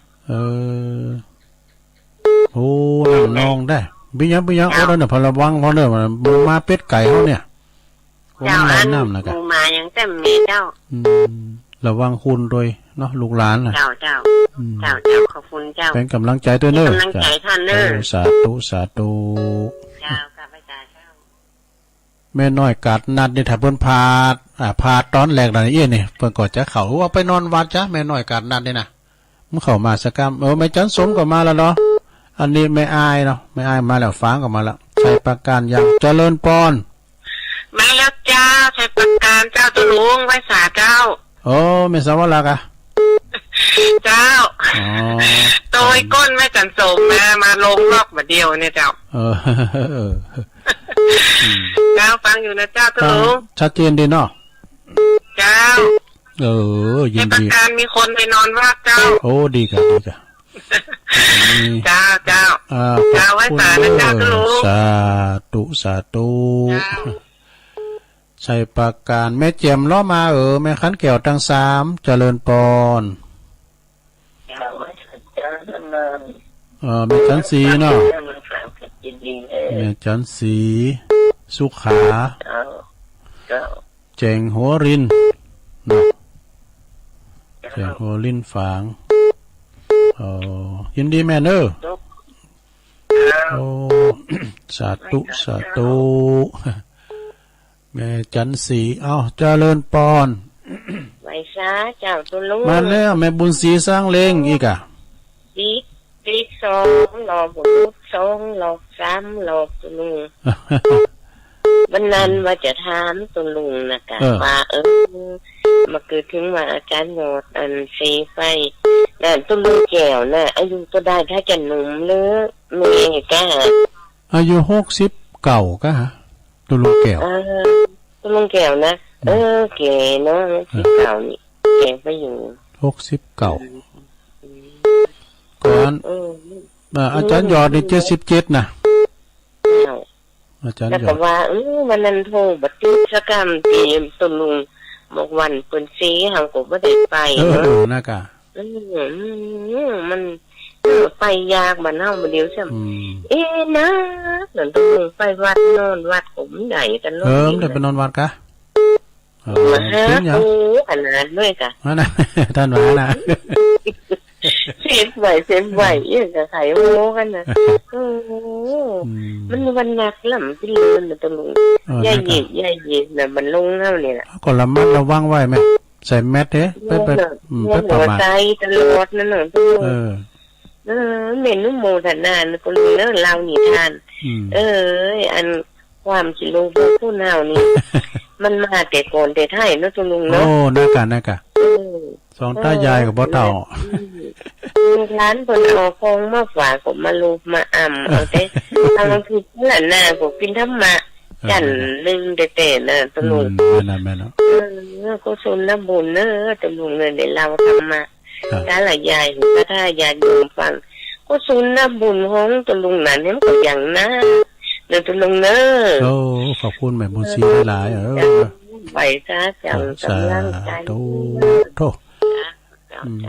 นี่อยู่ตุนพึ่งเวียงน้องหลองเนี่ยแม่บุญศรีเนี่ยก็ผุนนำบุญเนอะกินตามที่ไหนก็ไปเอิ้นประดังพี่น้องสันเขาแคปุโนพี่น้องทางสันกำแพงก็ดีสันทรายตะปุ่นดักปิ่งเอาเจริญปอนไหวสากับนมัสการโอ้ไหวสามาแล้วนะบุญเราขวัญกันน่ะท่านพระอาจารย์สมเพชรเนาะเราฝันมาได้นะตุปีมาแล้วฟังมาตั้งปีฟังแต่เพลงเมืองเลยเพลงเก่าๆอ่ะเพลงเก่าโมนเนาะเจ้าครับอันวันนี้ไม่ได้ไปไหนกันวันนี้ครับวันนี้ไปต้องคืนมืดไปครับไปดูศพไปติดนะวันที่ไปนะครับไปสวดฟรีเจริญพุทธมนต์ฟรีบ้านนะครับบ้านต้องโตนะครับตีแก่งคือคนตุ๊กอะครับแต่กะเป็นแปลงบ้านแปลงจ้องกันได้แปลงโหนตุกซ่อมสร้างนะเราเจ้าคณะอำเภอหลวงพ่ออำเภอไปเปิดร้องผู้ว่าโอ้เฮ้ยรอนี่มี7 หลังกันวะ7แต่เป็นนี่ได้25,000จุลุงหลังนะเพิ่นซ่อมแซมกะเป็นถึงหลังเลยครับโอ้ยว่าถูกกันไหมถูกกะ25,000เนี่ยดูครับทุกเองเลยเปลี่ยนเองนะครับมุงคาฟ้าฝากเลยไข่หอมกันเงินปันโอ้บางคน500คนปันสูงปันหน่วยงานของทางตำบลครับทางพี่น้องประชาชนคือไปสวดฟรีครับได้เป็นทานสวดนั่นเองวันนี้วิ่งเป่าเนาะขับว่าลุงเรียกไหมครับเอาเลยไปสวดฟรีอะไรเนาะเราอย่างเงี้ยสบายดีครับเนาะสบายดีครับพี่สบายดีโอ้ขอบคุณตัวปีหลายๆเนอะของไวสาครับไวสาครับท่านโอ้ขอบคุณหลายๆครับ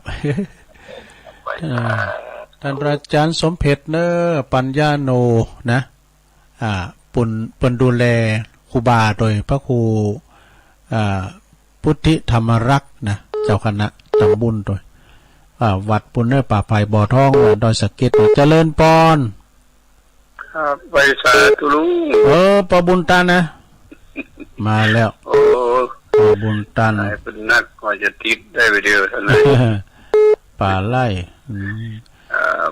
ยอกับมวนเนาะบุญตันมาแล้วบุญมียังมาเตอบุญปันบุญธรรมขอบคุณปอนเนอ60ผู้ใหญ่ตีตุลุงเคารพนับถือทำทันหนึ่งนะเจริญปอนเจ้าแก่ไว้สาจัตุลุงแม่สุเกี้ยวศิลพรสิเตี้ยนะเอาวันนี้ก็มีบุญทำวันนึงตื่นขึ้นมาก็ได้ยินเสียงน้ำเสียงรำโอ้วันนี้โยกวัดมาวัดที่บ้านเนาะเจ้าฟังตลอดเด้อตุลุงดีละเพิ่นฟังกันนะคะลูกหลังคาเรือนแล้วตุลุงเจ้าเพิ่นมาโทรกันเนาะเพิ่นฟังเงียบเกี่ยวเป็นตัวแทนก่อนเนาะเจ้าโอ้ยฟังเป๊ะนะฟังกันขนาดเลยอะตุลุงดีแล้วปล่อยว่าจนถึงว่าโอ้ฟังตุลุงมาแจ้งโทรเนาะในทุกที่ก็โทรดีแต่เจ้าอีกสาธุเด้อขอบคุณแม่หลายๆกลับไหว้จ่าเด้อตุลุงสาธุจ้าศรีลาพรเนาะอันนี้ก็ตัวแทนพี่น้องบ้านฮงนะเขตติดต่อกับพี่น้องหลงเจริญปอนเจริญปอนตั้งใดโอ้ปอเสียงหมอกำลังลุกเลยก้าปอบุญมีเสียงป้อยดูปอบุญมีเมืองกลางเนาะเมืองกลางอีกเสียงป้อยพังกันบุญมีนั่นกลางวันขึ้นก็8ฟังหวยต้องซักอ่ะเนาะคนร้องครับกัน ชัดเจนแล้วนะเด้อ เจ้าบุญตันแล้วเดี๋ยวบุญมีมาละเดี๋ยวก็บุญปันเดี๋ยวมาบุญธรรม เปล่าให้เจ้าอ่ะ ก็ขอบคุณ ลุงถึงครับ นะครับด้วยมันมีโต๊ะมีฝนเหรอให้ย่างกล้ามกันฮะเนาะน้ำแม่ปิ้งนักขนาดชี้ถึงเด็ดครับพร้อมเลยเด้อเป็นกำลังใจเด้อสาธุป้อบุญเมรัตนคำแพงอันนี้ก็เก่าแก่เนอะฟังมาหมื่นละเจริญปอนเจ้ากับไว้จ่าเจ้าตุลุงอันแม่สายพี่นะเจ้าฟังตั้งแต่ต้นรายการมาแล้วเจ้าดีกะแม่สายพี่เจ้าอันจอซอเห็นน้อยหน่อยจะหน่อยมันจบเห็นหน่อยจะหน่อยหมดมาเตอลานใจกูจะสอนจะสั่งบัดดีกิโลกาจังบัดดีโลกห่วงคณะบัดดีฟันเหตุเข้าบ้านบัดดีแก้วตานมูสาบัดดีมั่งสาสนาสั่งข้าเจ้าเต้นแตกเจ้าที่ลานเป็นแม่ยิงอยู่นิ่งๆแทบอยากไปทำอย่างแปลกชอบแอบเมื่อค่ำกลางคืนมันกำไฟใจไฟมันมาให้เจียลืมไปแอบเมื่อค่ำกลางคืนไผ่บะปั่นยืมสินนุ่งติดนิ้ววันสองข้าขอตาน้องกราบซ่อนมันผิดมันพลาดยกโทษเธอไปกำต่อเรื่องนี้กันบาถูกอกถูกใจมันผิดมันพลาดที่ไหนขอก็อาภัยยกโทษกันแค่กำต่อทำมันได้ประโยชน์ขอก็ยกโทษเธอตายพินเมืองฟ้าล้นเรื่องนี้บาดกาวันหน้าเฮาก็บาดกันบาดที่ยังเหียตะกำขอปงลงวางเหียก่อนเล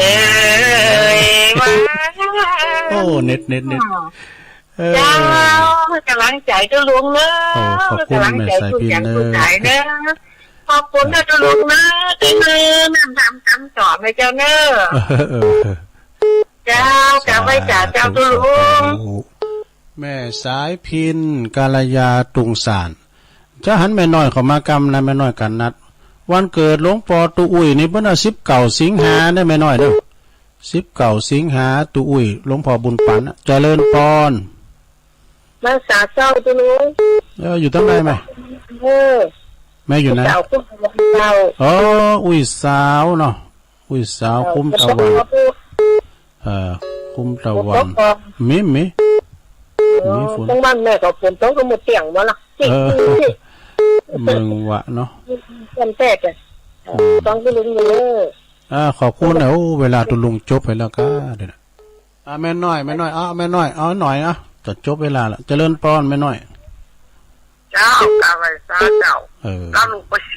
4:43 นาทีรับลึกเจ้า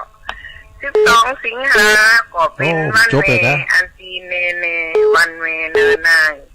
วันเมของเฮาลูกหลานทั้งหลายวันเมของนายยี่ถึงวันเจ้า